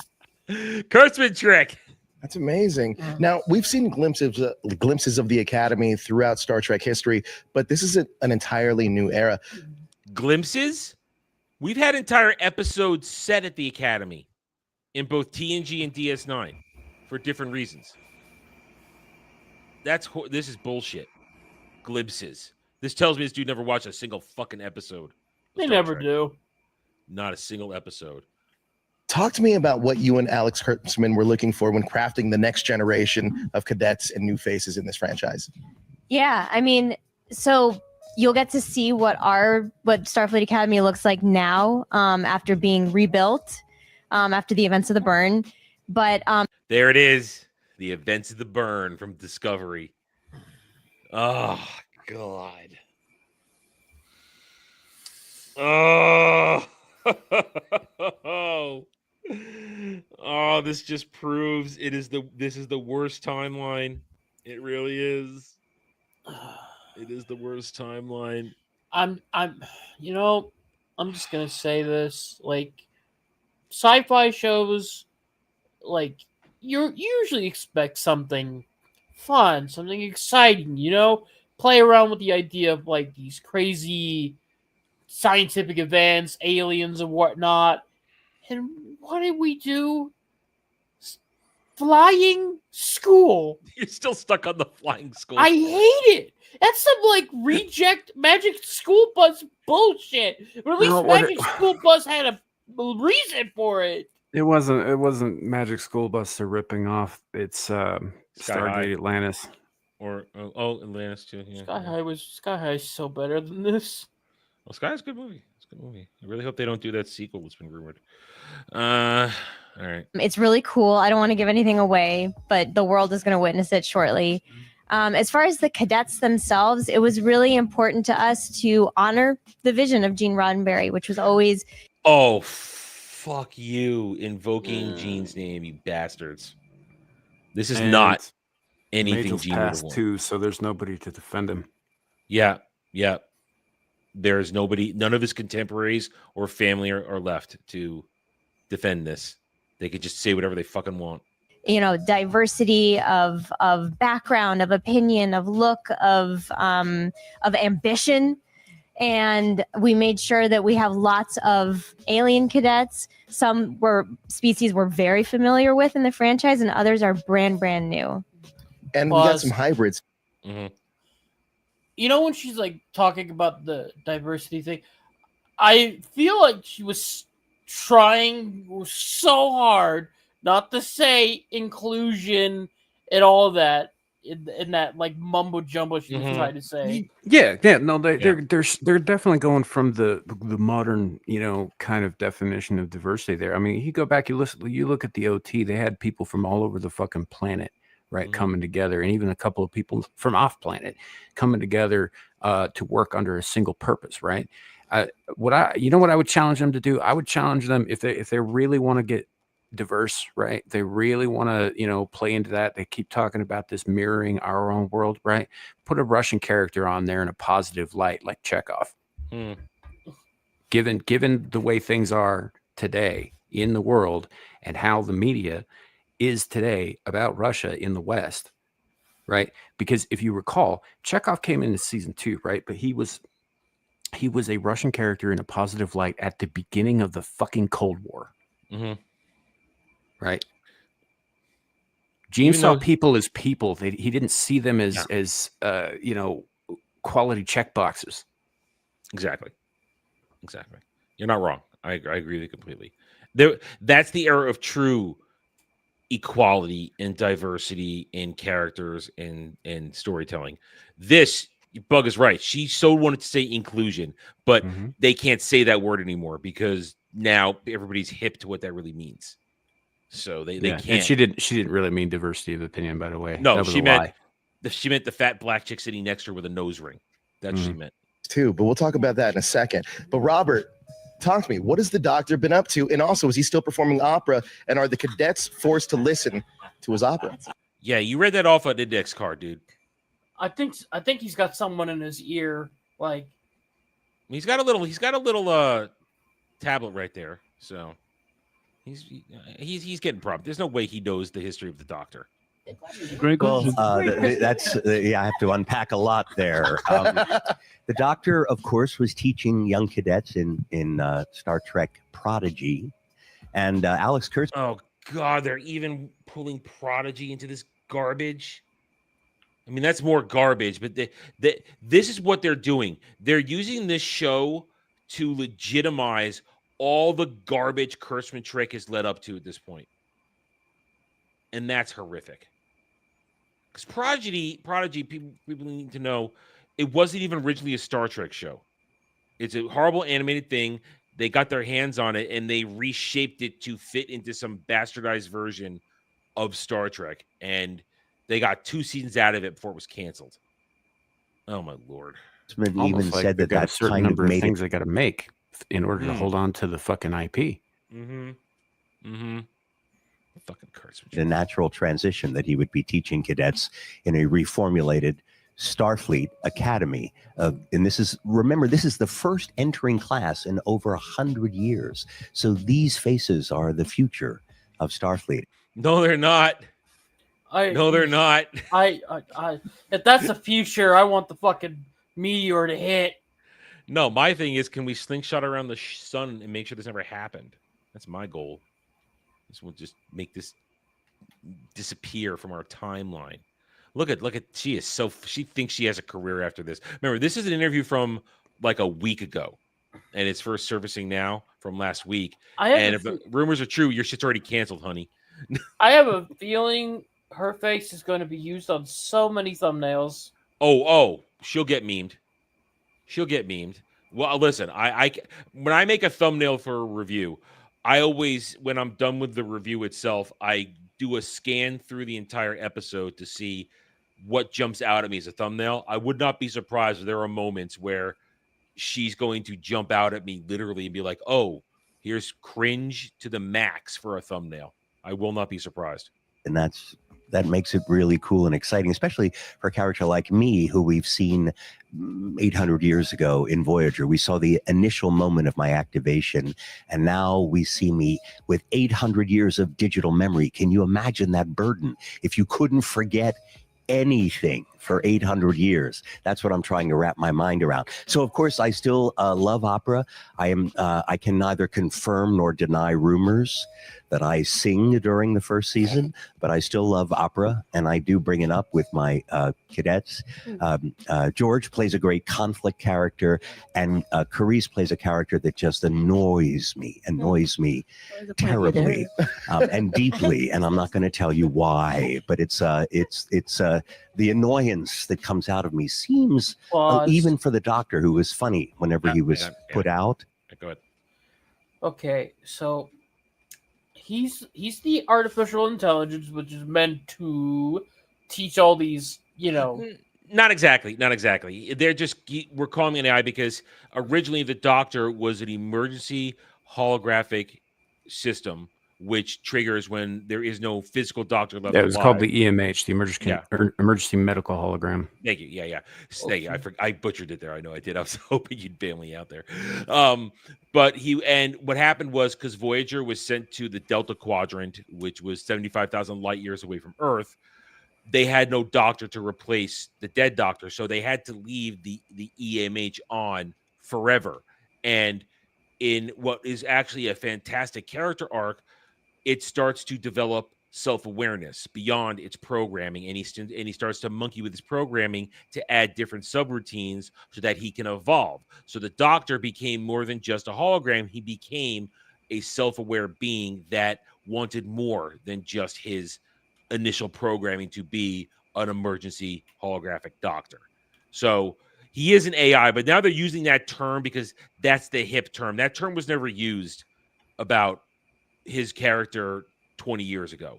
No one ever said the Doctor's an AI. Sam, did we ever use that terminology referring to him? No, there were other things that came up. But no, he wasn't. They called him a photonic life form after a while, after they recognized that like androids are essentially a new form of life. But that only comes with the self-awareness and the sentience, because there are other EMHs that are just programs. Andy Dick's EMH was horrible. All right, so point is, so the whole AI thing, that's current day terminology being applied that doesn't really fit with who the Doctor is. So go ahead. Okay, so however we describe this particular character, from what I'm seeing, he's meant to maybe not fully tutor these idiots in their class, but he's meant to be some sort of learning, Oh, he's a professor. He's a professor. Yeah. So he's supposed to impart some form of wisdom and teaching on them to some degree, And when he describes Pierce Nose's character there, I can already see the thing they're going to go for, because I'm making a wild guess here. He will be all about the logic, the protocol, the rules, and she will just say, "Fuck your rules. I will bypass the compressor on this." That's what I'm seeing. I don't know about that because I know nothing about this. It's a possibility. I won't deny it's a possibility because it's who knows. All I know is that this should not be happening with his character. Yeah. It's wrong. They're going to take all of the fucking character work that he did on Voyager, and then later on, like I think he shows up very briefly in First Contact and right in the beginning. Yeah. But they're going to take all of the character work, all of that development and all that stuff, and they're going to regress him. I wouldn't be surprised. You know, also, why the hell? More annoying than you would expect. What the hell? What did it do? What? Okay, there we go. Why the hell would an EMH be concerned at all with, I've been alive for 700 years and I can't forget anything? Right? It's not the same as a person, right? Mhm. It's not the same as a finite kind of being. As long as he's got a power source, he'll never go away. You know, remember, this is Earth in the STD timeline where they literally cut themselves off from the rest of the galaxy after the burn. Well, yeah, I didn't know anything about that because I stopped watching after season 2. But, I only know because other people told me. Like, this isn't something I watched. I know because I've been informed by others. Yeah, but the point is like from his point of view, it makes absolutely no sense for that to be a point of contention for his character at all, because his point of view is very different than the finite life forms he's surrounded by, right? He's not necessarily going to see things the same way. So why are they? This is what they're doing. They're trying to put the views of some 20-year-old in fucking Hollywood into this character. Yep, it's going to be a bastardization, and it's even worse because it's actually Picardo reprising the role is part of the problem. Yeah. Well, young student. So. Look, really hit the head of annoying. Wow. That's personal attack. In Strange New Worlds, we did get a musical episode. So if we get an opera episode, how cool would that be? I'm just saying. Now, there was a recent EW article that mentioned the inclusion of a Klingon hybrid character. What can you share about the decision to Here it comes. introduce that character and the new species to the mix of Starfleet? Well, we have a lot of Klingons, actually. So the funny thing is, I actually don't know who you're talking about because we have several Klingon hybrids. The hybrid? Yes. Really? Yes. So that confirms. I asked this question during my trailer reaction. The male Klingon they show, he has essentially facial hair scruff because Klingons grow facial hair in a very specific way. Lip and chin. It doesn't appear over here. And this dude had scruff. So I was complaining that's not Klingon facial hair. Is he a goddamn hybrid? That pretty much confirms he's another fucking hybrid. God damn. And of course, swear to God, maybe Brad was right when he heard this. Jem'Hadar Klingon hybrid. So we have a full-blooded Klingon cadet. We have one of our instructors is a Jem'Hadar Klingon hybrid. Again, how do you? I don't care if it's got fucking Klingon DNA spliced in. It's still not going to have a normal person's lifespan. How does a being that has a shortened lifespan have a truncated lifespan? Whether it's a woman or not is kind of irrelevant to this point, though.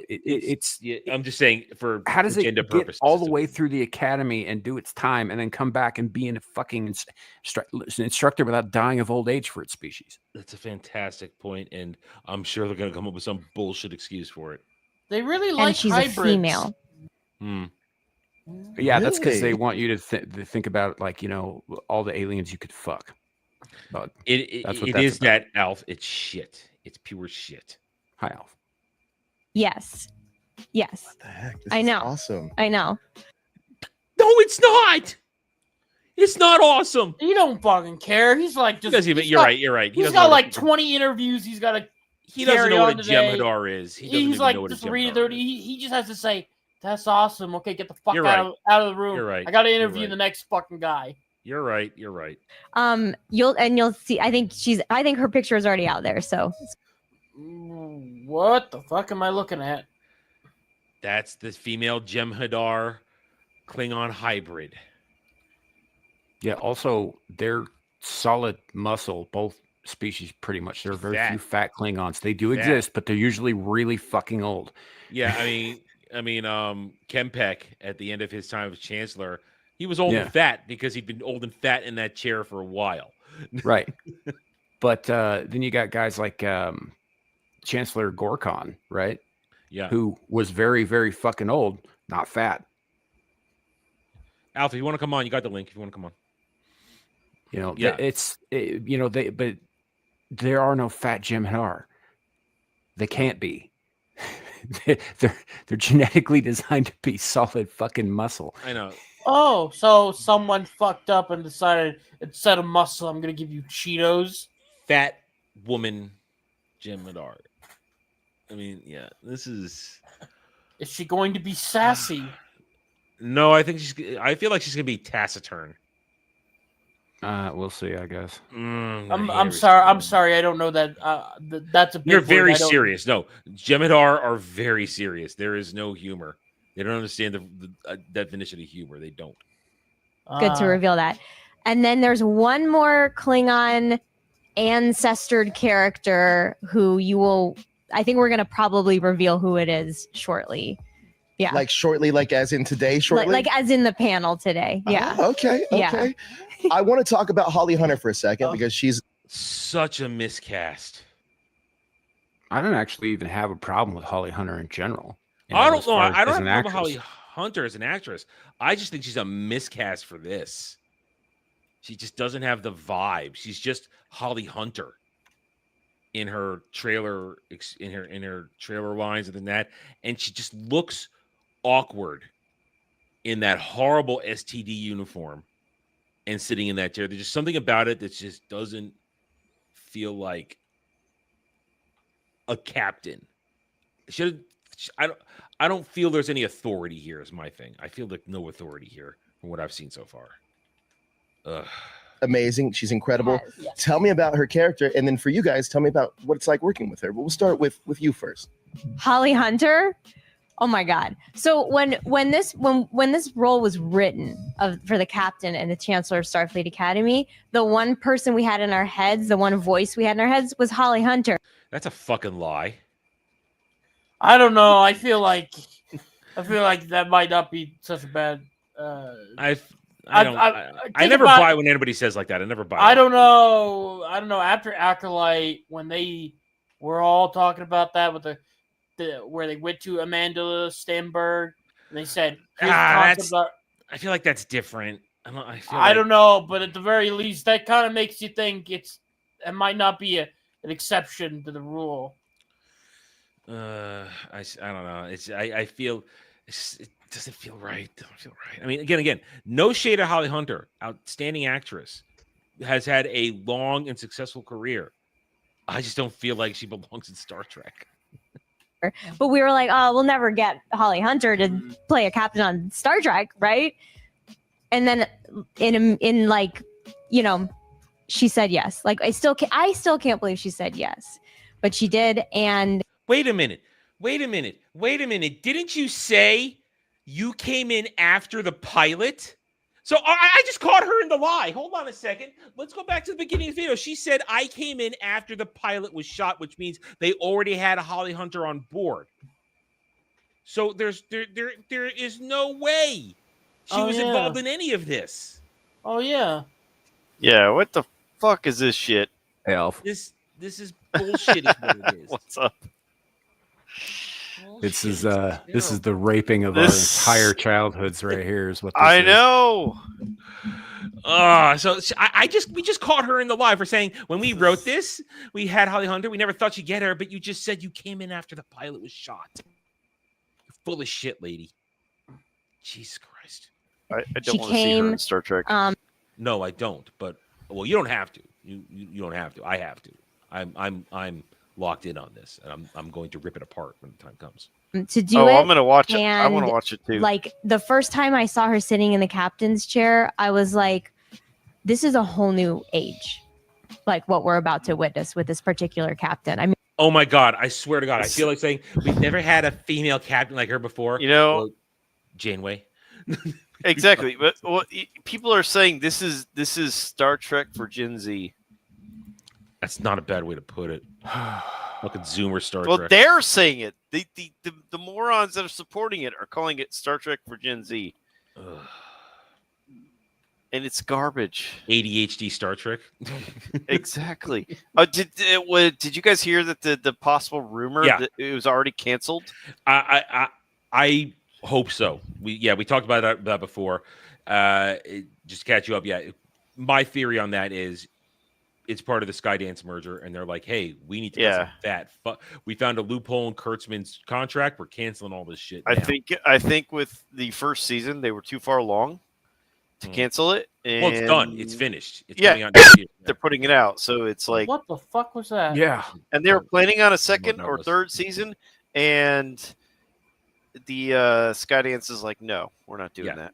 Yeah, they already fired the previous head of Paramount Plus. He's out. So wow, he got fired. He's like, hey, I'm saying fired. He says he is stepped down. No, he got fired. Shit like Halo. It was mutual. Paramount Plus could make so much money if they just doubled down on Taylor Sheridan shit. Yeah, I said that this afternoon. That stuff makes money for them. Yeah, but they're not. It's not expensive. Yeah. By the way, real quick, off topic. So my pick that I posted in your post earlier today. I saw it. I saw it. That's a Taylor Sheridan movie. Wait, are you talking about the Tuvix one or something else? No, I'm talking about not that. Like the post that you put out about your poll for the new movies. The one that I put in there, Hell or High Water, is a Taylor Sheridan movie. Okay. Oh, yeah. What are you talking? Your name in the hat. Okay, I didn't know. I'm shilling. You are. Well, I have no control over this. And Taylor Sheridan is very normie shit, but he does good shit. Yeah. Okay. I'm ready for Tulsa King season 3. Tulsa King is awesome. Okay. Just one small question, Adam, about your the chat made me react review thing. What's the price tag on that again? $30. Okay, no problem then. Okay. $30. Yeah, Legatus is throwing. I'm not Goddess. I mean, Kratos has already thrown another one in for this week. Something called. Hang on, what's it called? I'm doing it for Thursday right now. The Disaster Artist. I don't know what that is. All I've heard is Seth Rogen. That's what I've heard. You want me to tell you? No, I must go in blind. I have no idea what this is. I have no idea what I'm getting. Good luck, man. I mean, with The Room, and not with The Room. I actually had no idea what I was getting into with The Room. But with Dragon Ball Evolution and Death Note 2017, I knew what I was getting into with those two. In The Room, I had a general idea of the nonsense, but I don't even know what this is. All I've heard is Seth Rogen this afternoon. Somebody said Seth Rogen. I was like, oh no. The worst part about this is I feel bad because you got what's his name played the Doctor on Voyager is there. Ricardo. Yeah. Fuck. Dude, I don't know that he knows, I think these people are so isolated in their Hollywood bubble. Mm-hmm. They don't understand that no one is watching Star Trek right now. No one. So I don't think Picardo really understands just how dire Star Trek is right now. I don't think he gets it. He probably doesn't. He lives in whatever liberal bubble he lives in. Yeah, so I don't think he gets it. They're in their own little bubble. They've got their thing going, and no one watches that shit anymore. It's like it used to be where everyone was kind of coalesced around Comic-Con and watching this shit, and because the nation is so divided now, people don't care about that shit anymore. Well, it's like we said earlier. There was a moment of goodwill and positivity at the end of Picard season 3. Everybody was excited. We thought, here's a chance that maybe we could start fixing things. Start fresh? Start fresh. I mean, or at least carry on in the proper fashion with Legacy. And then, the immediate announcement after season 3 was this garbage, Starfleet Academy. I remember it. I made videos on it. I talked about it on stream. Plenty of people have said it that Kurtzman was potentially upset that that Terry Metalis upended him, and he's like, you know what? Fuck any kind of like Star Trek legacy, which everyone was talking about. Yeah, and I'm just gonna do my own thing. Yeah, you know? he felt embarrassed that with limited budget and time crunch, Terry Metalis put out something that was quickly regaled compared to all of Strange New Worlds and STD. Everybody's bitching and moaning. Terry Metalis puts it out, and everybody had a good time because it showed respect. And also within it, Terry Metalis actually shat on all the stuff Kurtzman had done. Oh, he undid everything in the first 2 seasons of Picard. Yeah, which was great. So I mean, it's the exception of Android Picard. Right. But that's the only thing he couldn't. He did the best he could with what he had. Yeah. So there's no doubt in my mind that Kurtzman was a vindictive asshole by going forward with this instead of Legacy, which is what everybody wanted. All right, let's keep going. And I will let her tell you about it, but she's a captain unlike any you've seen before. Oh, I cannot wait. I love that. Paul Giamatti. Let's talk about that for a second. If I'm not mistaken, he's the villain of the season. He's another The hybrid. same guy that is whistling the Star Trek theme walking At down end the of trailer. hallway. That was so insulting when he did that. That was so insulting to me. That is not a thing in universe. That is the theme music for the show. It should not be a theme in universe. Yeah, it was insulting. It was terrible. What can you reveal about his character in Starfleet? It's like nothing. He's a bad guy. He's a bad. Did you guys get to work with him? Yeah, we got to just to work with him and also just witness him in action. Yeah, honey, why don't you talk into the microphone? Oh, sorry. Insane. Literally insane. He's such a gracious. Oh, that's funny. The fucking timing on that, man. I'm good at what I do. That was good. Dude, too. I think him and Holly, to bring it back to both of them, to watch both of them hold on a second. lead a set with so I'm much. already tired of her voice. Okay, Robert Picardo looks so out of place there. Oh, It's like he's like, what am I? He's like, look at his face. Like, what am I doing here? It's like, it's a good thing they're paying me a lot of money to hang out with these fucking kids. Look at what she's wearing. I mean, he must be thinking, what honestly, are you wearing? Robert Picardo's like, I'm making an extra paycheck right now. I'm like, this money is gonna cover my second house. Yeah, he's like, I'm making some money right now, and I've got to sit here with these Gen Z assholes. He's like, I don't even hang out with my own grandkids but as much. He's like, I'm sitting here with these assholes, and I'm making a fortune. Fuck you guys. Man. Much grace, so much hard work, so much dedication, while also they can set the tone of the entire room. But for everyone to feel safe to explore, to feel safe to talk to them, it felt like a collaboration always at all Shut the fuck up. Safe. times too, man. That was just that's the stuff you dream about, literally when you're sleeping. You know what I'm thinking right here? Going back to Picardo. Picardo's thinking, motherfucker, I'm a veteran actor too. Yeah, he's like, and I'm the only motherfucker who's been in Star Trek before these assholes. Yo, I've been here. He's thinking, that's a nice pause frame. Yeah, he's like, I was in Star Trek 25 years ago before you even were born, probably. Ooh. I was doing Star Trek before you were even a concept in your dad's ball sack. I guarantee most of these people in this panel, other than Picardo, weren't born when he first started in I think the Voyager. producer, she was probably born. Looks like she's in her Possibly.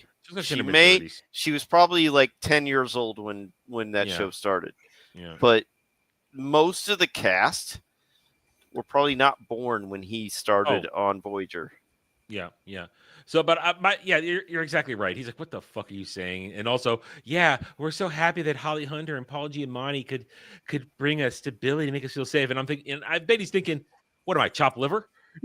Exactly. Veteran character actor, multiple successful TV shows, and like we just said, motherfucker, I was in Star Trek before you were fucking born. Jesus Christ. Oh, he was definitely in Star Trek before she was born. The one that's talking. And that right dude now. too. This dude too. He wasn't born yet either. Yeah. Thing. So when you're awake to see that, that's insane. Right? That's insane. That's insane. He has no idea what she just said. No clue. I don't think anybody has any idea what she just said. Just word salad her way through the past 30 seconds. And Picardo's like, did I make the paycheck? Did I do what I needed to? Not only is it cool that you guys are in a Star Trek show, but with such legends like Paul Giamatti, Robert Picardo. Like what? What? Yeah, he got that one in there. So little in his ear. Give Picardo. And this guy has no idea who Picardo is. Yeah. This guy never watched Star Trek in his life. Never. No. What?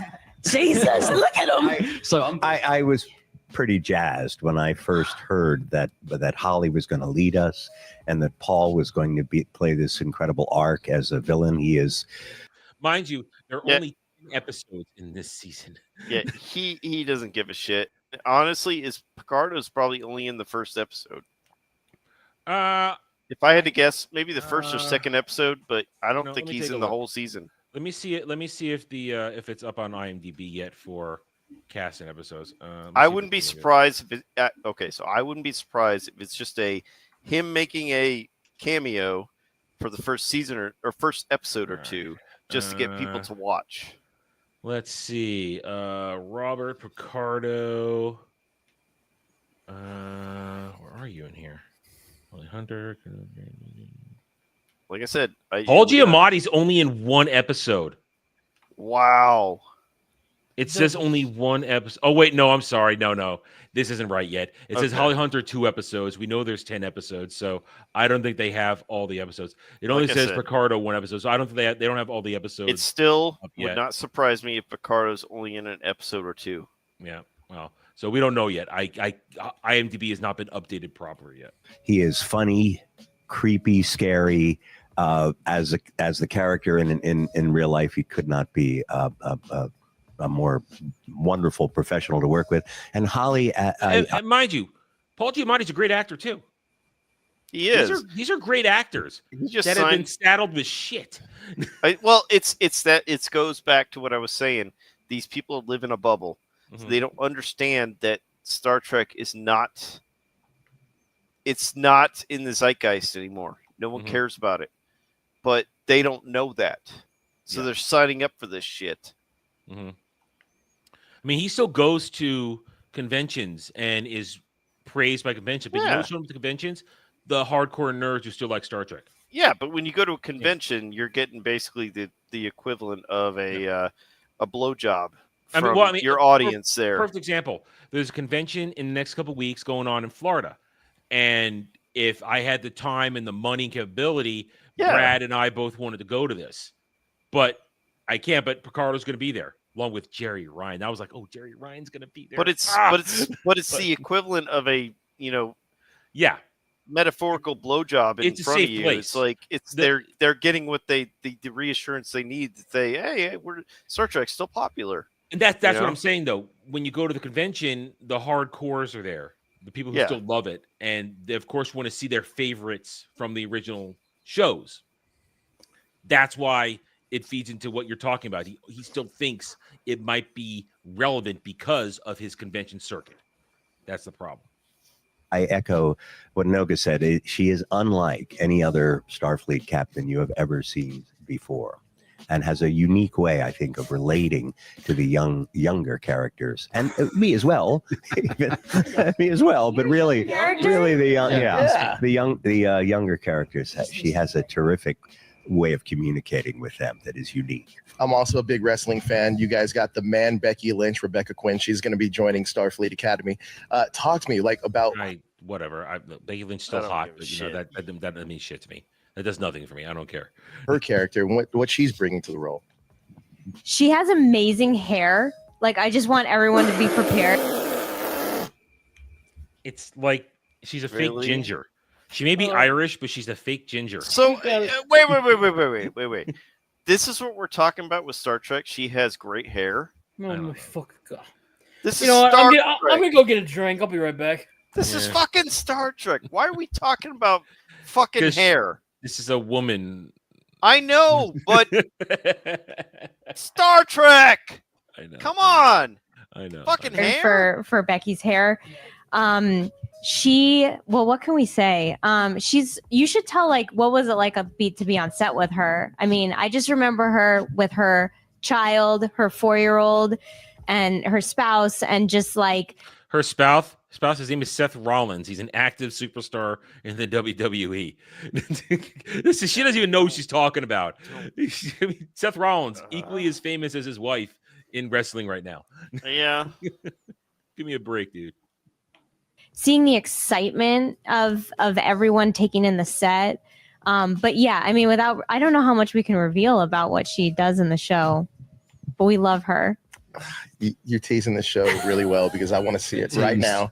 So if you guys can send me screeners right now, that would be amazing. But look, enjoy Comic-Con. All right, that's it. It's over. Well, Yeah, this was everything I hoped it would be for us to break down. It was terrible. I can't with that. I can't wait to review this. It's gonna be a joy to destroy. It's this. so bad they got Alf talking like a fucking Gen Zer. I can't. I just can't even with that fucking shit.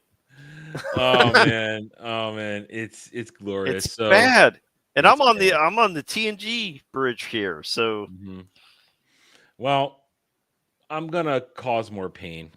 No, please don't. Well, you're here, so now you have to suffer. Okay, we got one more thing to go through here. One more segment. I got a top 10 list. Yay! Yay! God damn! No, don't yay him. Don't fucking encourage that shit out.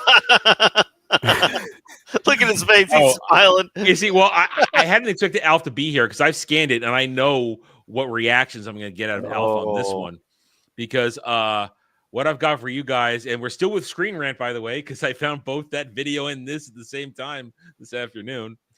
10 best fantasy shows on Prime Video. Number one is a masterpiece. Are you ready? Please don't tell me there's Lord of the Rings on here. Start with Wheel of Time, which so I know nothing about Wheel of Time, so I can't judge this. Well, no, this is not best. This is 3 seasons of complete and total fucking garbage. Okay, I'm back. What I miss? Oh, we're starting a top 10. You came back top at the 10 worst fantasy possible series time. on by Prime Screen Video, Rant. and they claim number one as a masterpiece. Oh fuck my day. So Wheel of Time, I'm the only one here to do that. We know I've ranted on plenty of the chat. Some of the chat know how horrible it is. This thing is complete and horrible disaster, and it's been canceled. If it's so great, how come it got canceled? Yeah, I don't know anything about this series. I'd never read the books. I don't know anything about the series, so I never watched it. But from people that I've heard that are diehards into the series, they told me terrible. this is awful. Yeah, it's I got just all the books right here. Terrible. It fucks over the lore completely. Yes. Yeah, made everybody gay. Made everybody gay. Everybody was gay. And it changed terrible. up the dynamic of men versus women being, magic people. They ruined the lore. I mean, they changed the source. Everything. It was terrible. So, it being number 10, I wonder what the fuck is number 1, because they sucked the dick of this thing so hard. Rings of Power, probably. No, Rings of Power is number 9. Oh, no, Rings of Power is number 9, but it's still on the list. It's still on the list of great fantasy shows. Hey, just give it 2 more weeks, and then they'll say, you know what? This is actually not number 9. It's number 11. Dude, they've got okay. So if we're moving on to Rings of Power, are we done with? Yeah. Okay. Yeah. So if we're moving on to Rings of Power, yeah, they've got hours upon hours of footage from what they filmed from Lord of the Rings movies. They can make a fucking show out of how much they have filmed to make it's at least a season worth of show. But this show is awful. Oh, it is. It destroys the lore. They compress everything. So everything from the Second Age, they compress it into a couple of years or months. Alf, there'll be a time skip for season 3. It doesn't fucking matter. They put the creation of the rings all out of order, and the awakening of the Balrog in the same year, and the creation of the rings happens in 1700 of the Second Age. Wait, you're talking about the waking of Durin's Bane, that Balrog? Yeah, Oh, and you the didn't know, Balrog, Sam? Yeah, and they I woke didn't it up watch already. this shit, man. I heard Exactly. about it a little bit, but I just mostly avoided and all the of that. Balrog doesn't wait. We lost his audio there. I think I know what he's going to say. So they're compressing like 4,500 years of time together. Well, Sam, here's how And retarded the Balrog. Oh, go ahead. Let me tell about. Here's how retarded the Balrog is. It wakes up, and then it has a quick little fight at the entrance to a cavern, and then an avalanche stops it. A cave-in stops it.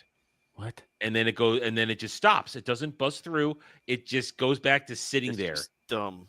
That is so fucking stupid. Look, I mean, I knew that they had the Numenor hadn't fallen yet, and they had these Harfoot knockoffs because they couldn't use the word Hobbit yet. The thing is those two things are also like 1,500 fucking years apart. Oh, and the other thing is like hobbits don't even show up in Middle Earth till the beginning of the Third Age. The fall of Numenor and the creation of the rings is like 1,300 years apart. Yeah. So it makes no fucking sense. But they had to have a whole thing about make Numenor great again. Wait, in there. It makes no sense though, because like even if you think about the ring wraiths were 9 kings of men, right? But none of them were Numenorians. Some of them had Numenorian blood in them, but they weren't Numenorians. The only servant of Sauron that was a remnant of that was the mouth of Sauron, who was in fact a black Numenorian. Yeah, some of them were Numenorians, but not like from Numenor. Like he didn't pick them up in Numenor because they didn't get the rings till way later. From the mainland, not the ones from actual Numenor. Right. You know. Yeah, it's all just kinds of fucking stupid. This show. Here's the thing: we asked the question, which was worse, Wheel of Time or this? I say this is more damaging. Well, no. Here's the point. No, I've had many conversations, full streams on this. I still say Wheel of Time is worse because Wheel of Time was made with hatred in mind to butcher Robert Jordan. This just made by idiots. I get that, but what I'll say is, what's more damaging? I would say this, because Lord of the Rings has a much bigger impact than, Wheel of Time. So I think this is a much bigger damage. I don't know, but it's like so I watch like reactors reacting to Lord of the Rings content, and everyone fucking avoids Rings of Powers. All the reactors are like, everyone tells me to stay away from. So that gives me some kind of joy that like people are telling them stay away from this shit. It's awful, But see, I don't. Here's I'm gonna play devil's advocate against you with the damaging thing. The damage done to Wheel of Time is so bad, you're never going to see another adaptation, at least for another 15 or 20 years of this. No one's going to touch it. It was so bad. So much money. Tolkien's Lord of the Rings, the real stuff. People will still buy the books and watch the original trilogy and love everything Tolkien created. This doesn't actually damage Tolkien's brand. It damages Amazon's brand. I think for the 25th anniversary of Lord of the Rings, they should put out the extra extended edition. Oh, I've been asking for that for like 20 Put out years. all the additional footage, like complete it and finish it and put that fucking shit out. I don't know if you Warner would make Brothers a has enough fortune. I don't know if Warner Brothers has enough money to get that done right now, though. But they've got all the footage. All they have to do is finish it. That's and time, put it out. that's effort. I know, but they would make a fortune off. Undoubtedly, undoubtedly. But it's just that's why I don't think that you just kind of made my point for me there. If they did that, people would line up, which tells me the brand isn't damaged. Wheel of Time is a damaged brand now. Lord of the Rings is not. Rings of Power is not Lord of the Rings, so you can't damage it because it's literally fan fiction crap. I think that's that is a testament to the strength of the Lord of the Rings movies, the Lord of the Rings books. Yeah, they hold their own. I think we're gonna have a problem with Hunt for Gollum. I think that's gonna be a problem when that comes out. I don't think that's gonna go over very well. but we will have to wait and see. All right, what's number 8? What's number 8? Grimm. Okay, I watched a little bit of this when it was in syndication on Sci-Fi Channel once. I couldn't get into it. I watched a lot of it, but in the later seasons, because around 2017, it started getting really woke, and I bailed on it. I only seen maybe an episode or two here in passing. All I know is one of the characters in this show went on to play Lois Lane in Superman and Lois, and I only know that because when I posted about that finale, Gal like lost her shit. She goes, "Grr! I hate that character from Grimm." Yeah, I'm like, oh, it was okay. the main character from Grimm. His girlfriend went on to play Lois, and I don't have a problem with the actress other than the fact she's got a lazy eye. And if you haven't seen her in Lois, yeah, she's got one eye is going off to one direction. So, but the show, it's okay. Like the first 3 or 4 seasons is good, but it starts getting woke a little later on. No, that was the beginning of the era right there. And they had shed their shadowy garb and emerged into the sunlight and said, "Hey, we're here to screw over all your IPs." But the first season is amazing.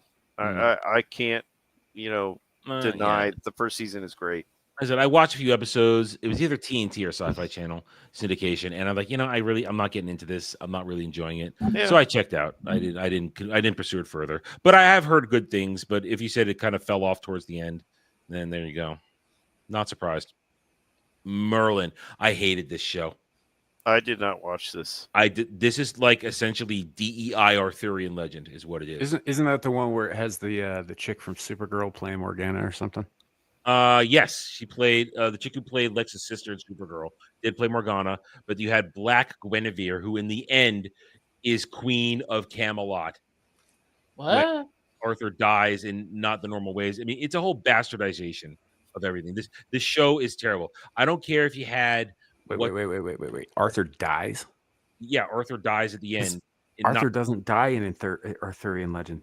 I know, but they don't do it right in this. They don't do anything right in this. It's garbage. It's garbage. Mordred dies, but Arthur doesn't.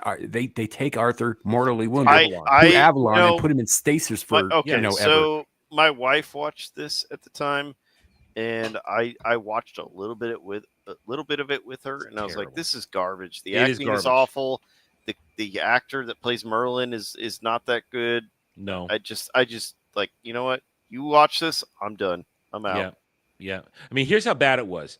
They had Anthony Stewart Head played Uther Pendragon, who was active king with Arthur, his teenage son, active running around. So you're already fucked when you're doing that. So, like, I don't know how much how much Arthurian legend you know. I know a lot. You've researched quite a bit of it, but I know a lot. So Merlin does actually interact with Uther prior to Arthur being born, and I'm talking about like way back when he appeared. As when he had the vision about the 2 dragons, the white one and the red one, having a fight over England, essentially, and one of them represented Uther and the other represented his rival. Yeah, well, I mean, Uther. Well, Merlin is how Uther gets it on with Igraine. I mean, yes. Yeah. Well, but it depends. Merlin is in charge of that. So Merlin is there, but this is like not even old Merlin. They went with the whole reverse aging thing a little bit here, or they tried to, but then they didn't. I mean, it's a terrible adaptation, and it says loosely, but it's terrible. It's an abomination, and I hated every. I watched the first season, and I said I couldn't go much farther than that. It was bad. I hated it. It was just worthless. So this is a terrible show. Horrible show. So the only thing we got out of it was the chick who played Morgana and her pale titties. Good Omens. I've never watched this. Okay. All right, go ahead. So this is based fairly. if you sprinkle enough fucking modern identity politics onto it, it's essentially basically the book that it's based on, which was written by Terry Pratchett and Neil Gaiman. They co-authored it. It's one of the best fucking books I've ever read. It's one of the best pieces of apocalyptic satire ever written. For all of those reasons, like it was the weirdest thing because technically they got it very accurate, but also technically it's very off. It's very wrong. And the worst part is they made a season 2, which makes no sense because there's one book and the first season covered the whole thing. Really? Yeah. I see. So they had the Game of Thrones thing where they just ran out of material. Well, they ran out of material because Neil Gaiman is doing other things like selling out his fucking properties to people who don't give a fuck about them, and Terry Pratchett's dead. Well, the Neil Gaiman is also getting sued for sexual assault. Yeah, but that's a more recent thing. That's why they canceled Sandman.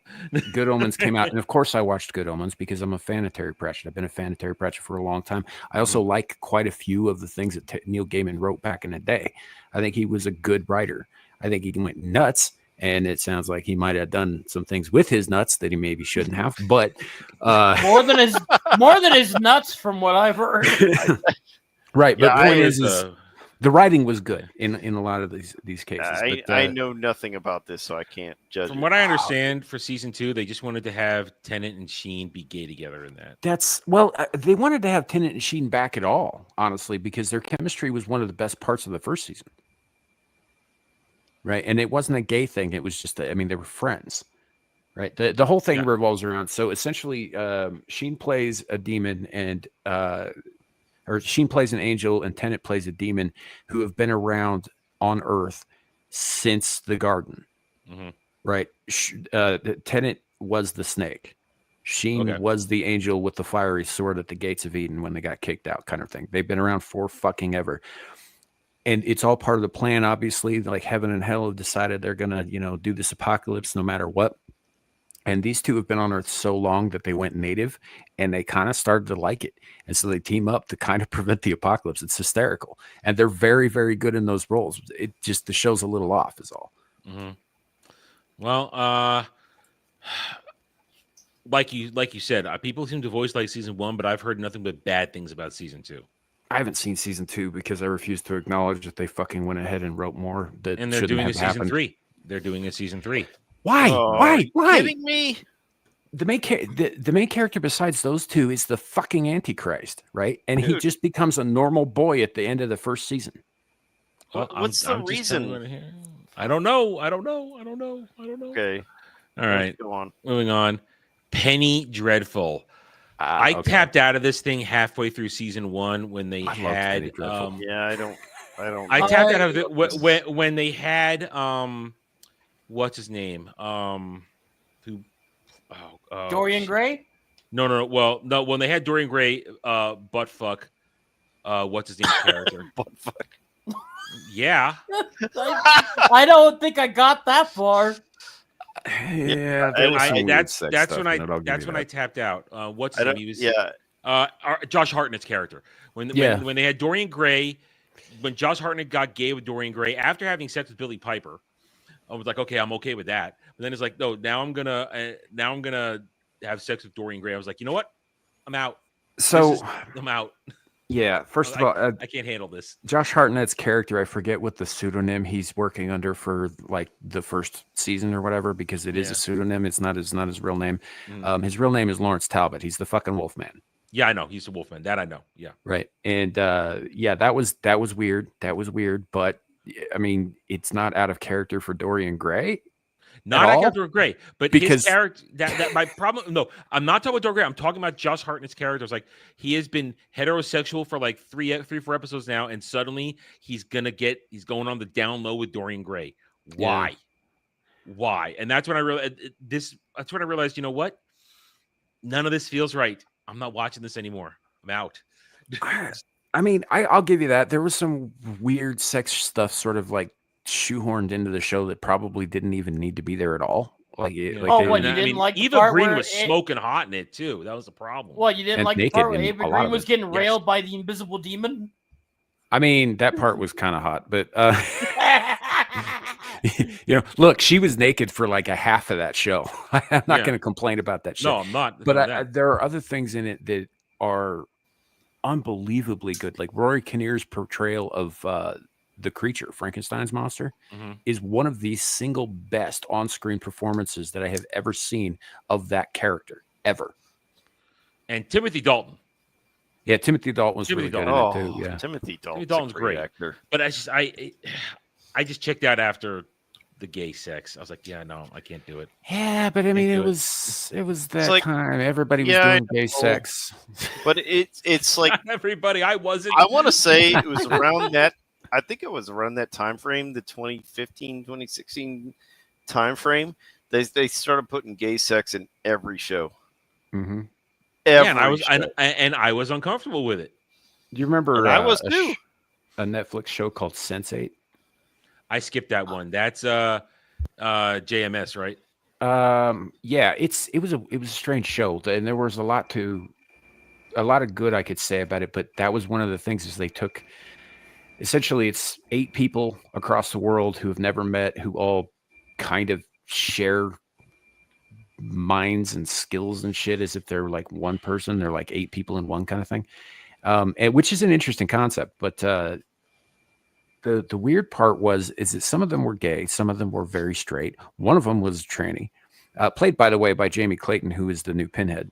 And there was a lot of nudity and graphic sex in this that was not like necessary at all. But it was the weirdest thing because they'd do this.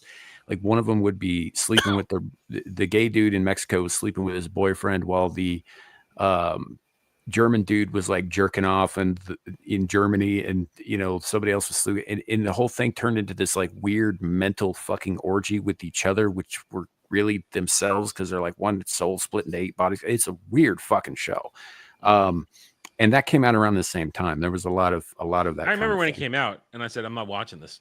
Not because of that. I just, you know what? This doesn't interest me. I want to say it was around the 2016, 2017 time frame where I started to see in shows where something of the effect of 40 to 50% of characters in shows were gay or lesbian. It was the beginning. And I was like, this is so unrealistic. There's not this many gay and lesbian people in society. And that's when I started questioning all of this. I was like, this is ridiculous. It's definitely where you should have started questioning the whole, we need representation thing. I was like, but there's only like 2 or 3% of you per capita. But it's unrealistic representation, you know? Right. Yeah. Well, I Sam can confirm there were good things about Penny Dreadful, but I tapped out. I'm not saying it's bad. I just tapped out because I couldn't handle that. Is the main character on the poster there? Is that Ashley Green? No, that's Eva Green.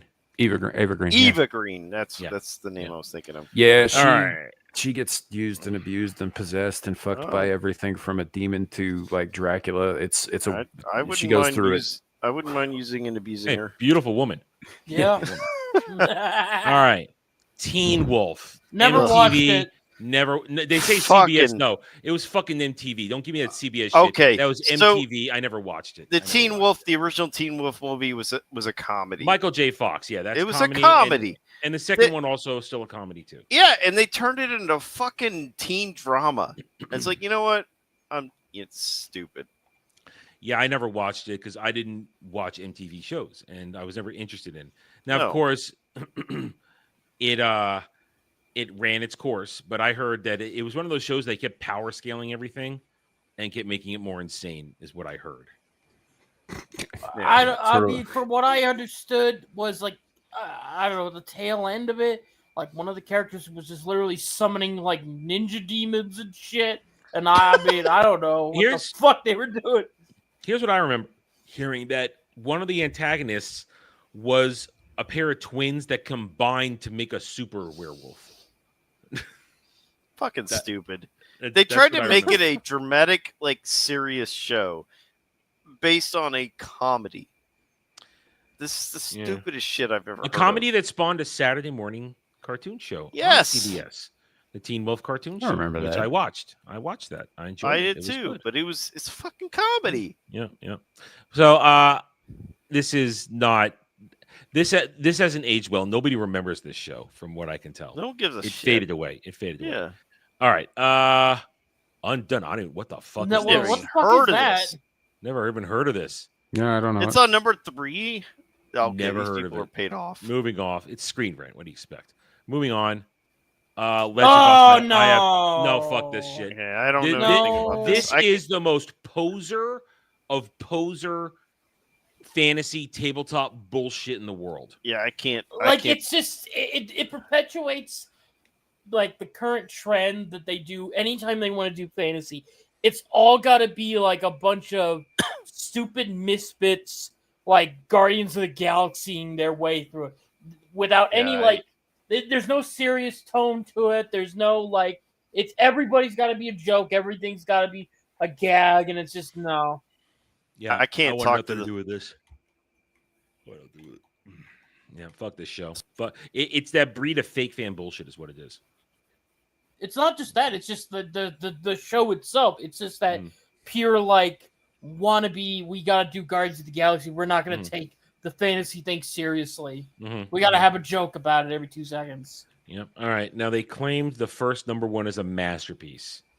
I have no idea what this is. I didn't scan that far ahead. Frankly, I stopped when we hit Rings of Power, so this has all been a surprise to me. I have no idea what to guess what their masterpiece is. Are we ready for this? All right. No. Okay. Oh. Okay. All right. Well, never mind. No, yeah.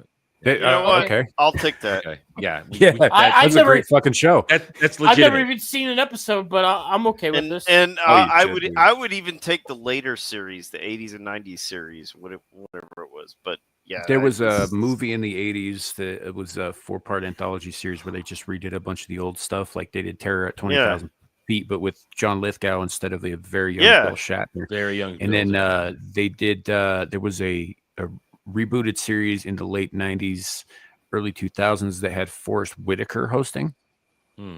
That was pretty good. Either way, I'll take either one of them, over everything else on this list, Oh, this is the only legitimate. This is, in my opinion, this is the only legitimate show on this list. Everything else has flaws and problems. But this, if you're, even though I'm not really into Twilight Zone, I've seen enough of it in my youth. I respect it. It's man. actual storytelling. It's actually posing the questions, this and that. I mean, The one of one- the best ones is the Burgess Meredith with the glasses. I finally had time. I finally had time. The guy that survived the apocalypse, and he's got all the books he can read, but he breaks his are glasses. broken. Yeah. Yeah.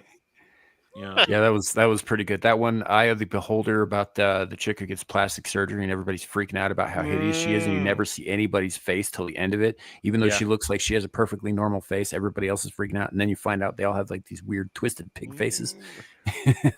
Yeah. Yeah. So yeah, This is a good show. I mean, Twilight Zone is legitimate. It is legitimate. It's real. It has stood the test of time because it's commentary the way it should have, way it once was. I'm surprised they put that as number 1.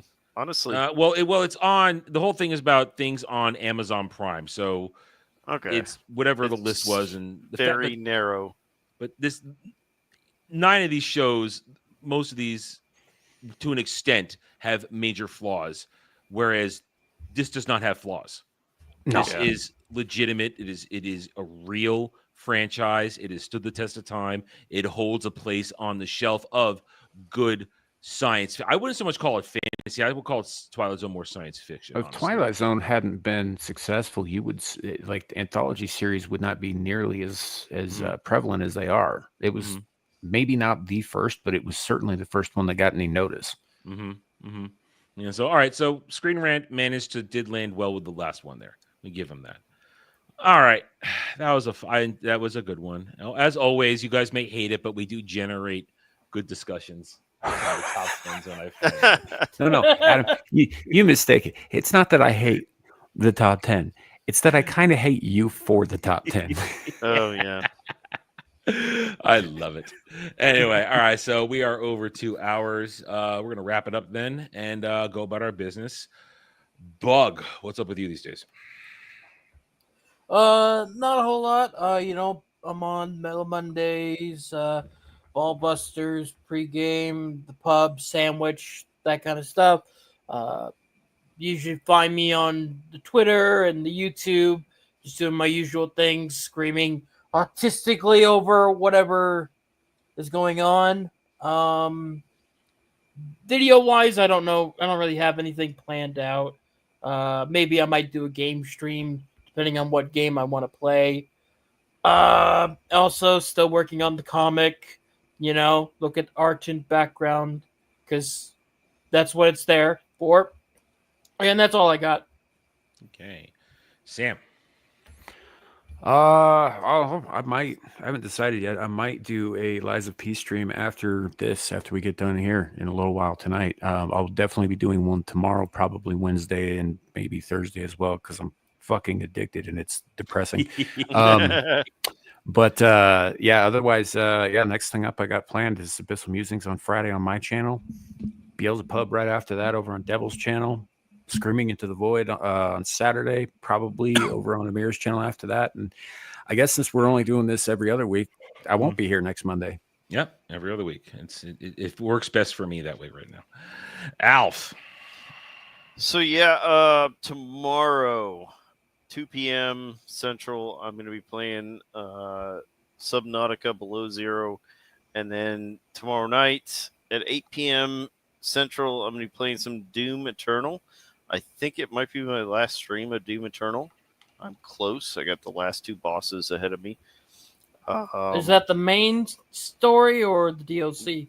The main story. So, I got 2 bosses ahead of me, from what I hear from my audience. Wednesday, we were supposed to play Space Marine 2. Dermy said he was double booked. I'm waiting to hear if he can play Thursday. So, okay. Adam, let me know. We might have to shift days. Yeah, we might have to shift to Thursday if he can do it. Just let me know, and I'll waiting on him. Accordingly. Yeah, waiting on him to let me know. And also, I'd like to get into some Star Trek Bridge Crew, and if Adam would like to join us, and maybe even Samuel, if you want to join us for some Star Trek Bridge Crew in the future, some point. No pressure. But I think it'd be fun. And I'd love to see Adam as the captain, because I think he'd run a very efficient crew. You're just saying that because we put him through hell as a red shirt. Yeah. It's what? It's nice being on Wormhole Watch where I'm a major right now and I don't have to red shirt bullshit. But I think it'd be fun. And if we can't get it to work, that's fine. Whatever. But I think it'd be a lot of fun. All right. Tomorrow is of course another day, 1 p.m. Eastern, every Monday through Friday, Daily Dive, Double D's, where you guys basically run my life for about an hour and a half. Make him look up hose videos, y'all. That was so random. It was so fucking funny, man. You made my whole goddamn day. I had no idea what was going to happen when we went into that video. And I just said, I was ready to drink water at the end of that, and there it was right at the end. Great for drinking out of those. I was like, no. Anyway, so tomorrow we got more Daily Dive, 1 p.m. Eastern. As mentioned earlier, we do have another chat, maybe watch it reviews coming up. I have to watch whatever the hell that movie's called. That review will be done on Thursday. Warhammer Wednesdays. I know this Wednesday Kel's bringing up a video about the Emperor, so we're going to talk about the Emperor, and we will be talking in connection the revelation with the Grey Knights and the Terminus Codex that they dropped. Yeah, I heard about that. That's so Kel didn't think it was that bad, but I still feel it's bad. I think it's crazy. Still feels bad. So we're going to be talking about that in conjunction to the whatever Emperor video Kel digs up for us on Wednesday. We were supposed to play Space Marine 2, but we might be doing that on Thursday, so I might be solo gaming streaming. Now, tomorrow night is also, we've got a pre-purchased rental stream, as I guess we call it. Prof has gotten me House Flipper, so I have to play House Flipper for 30 minutes. Wow, that sounds gay as fuck. That's really gay. No, it's actually like the safe game he's got me. He says the next game he's scheduled will probably hurt me. So I don't know. He's got such a twisted. It still sounds gay for a game. Yeah, it's safe, except that it's going to make you have a serious craving for a dick in your ass. No. Anyway, so tomorrow night, probably around 7:30 for at least 30 minutes. They might extend it. You never know. we'll be playing House Flipper. Then after that, more Tainted Grail followed Avalon. And if no Space Marine 2, then we're doing that again on Wednesday. Thursday, possibly Space Marine 2. Friday, Ballbusters. I don't know if we have a guest this week. I am not privy to these things anymore. Saturday, this week on Saturday Night Drive-In, we are going to be watching probably one of the worst marketing campaigns ever for a really good movie, John Carter. John Carter. Oh, it's a great It's a good movie. It's a good Yeah, movie. it's pretty good. Good movie. Shame they didn't make more, actually. Shame Disney fucked it up. Yeah, they should have made more of those movies. There honestly. there are like 6 or 7 books. The first movie was good enough. They should have made multiple after that, but it's just horrible. So we'll talk about that. We'll be discussing that this weekend instead of driving. And if you haven't done it already, go to my community tab. We are almost done with third quarter. I should have done this last month, but with all the movie stuff going on, I forgot. Please submit your suggestions for Chat Choice movies for drive-in. We'll be closing that this Sunday, and then we'll give you guys a week to vote on them. After a third party who has not submitted a suggestion, we'll choose 4 of them at random. It seems usually that's how it happens. And other than that, that's kind of it. Oh, yeah. Also, since we did talk Star Trek, make sure to check out Duke Devil 95, Bradley Burnett's channel, every Wednesday, where he puts up the edited versions of Wormhole Watch. This last one we did was we're in the wilderness episodes of season 2. So it's a lot of dog shit, and we hated what we watched on Sunday. Sam, it's the one where the aliens that look like they have a dermatitis come through the wormhole and want to settle on Bajor. And it's like, no, you can't. Oh, you mean the immigrants, the matriarchs? So we were making border jokes the entire time last night. It was all border jokes until this one point where we're learning that they're a matriarch society, and it's Cisco, Kira, and somebody else in the room with the chick and her husbands and her kid, and she looks at Cisco and says, "We're not used to seeing people like you." And I just said, "What, black people?" Because there's like no black people. Wah wah. Wah wah.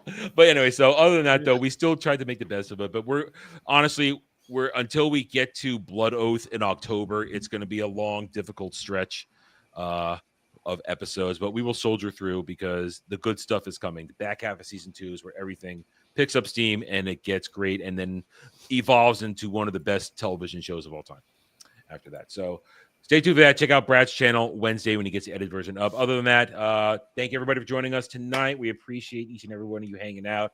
Please remember to hit that like button, and we'll see you in 2 weeks when we come back to the show, because that's how I'm doing it now. Good night, everybody. Bye.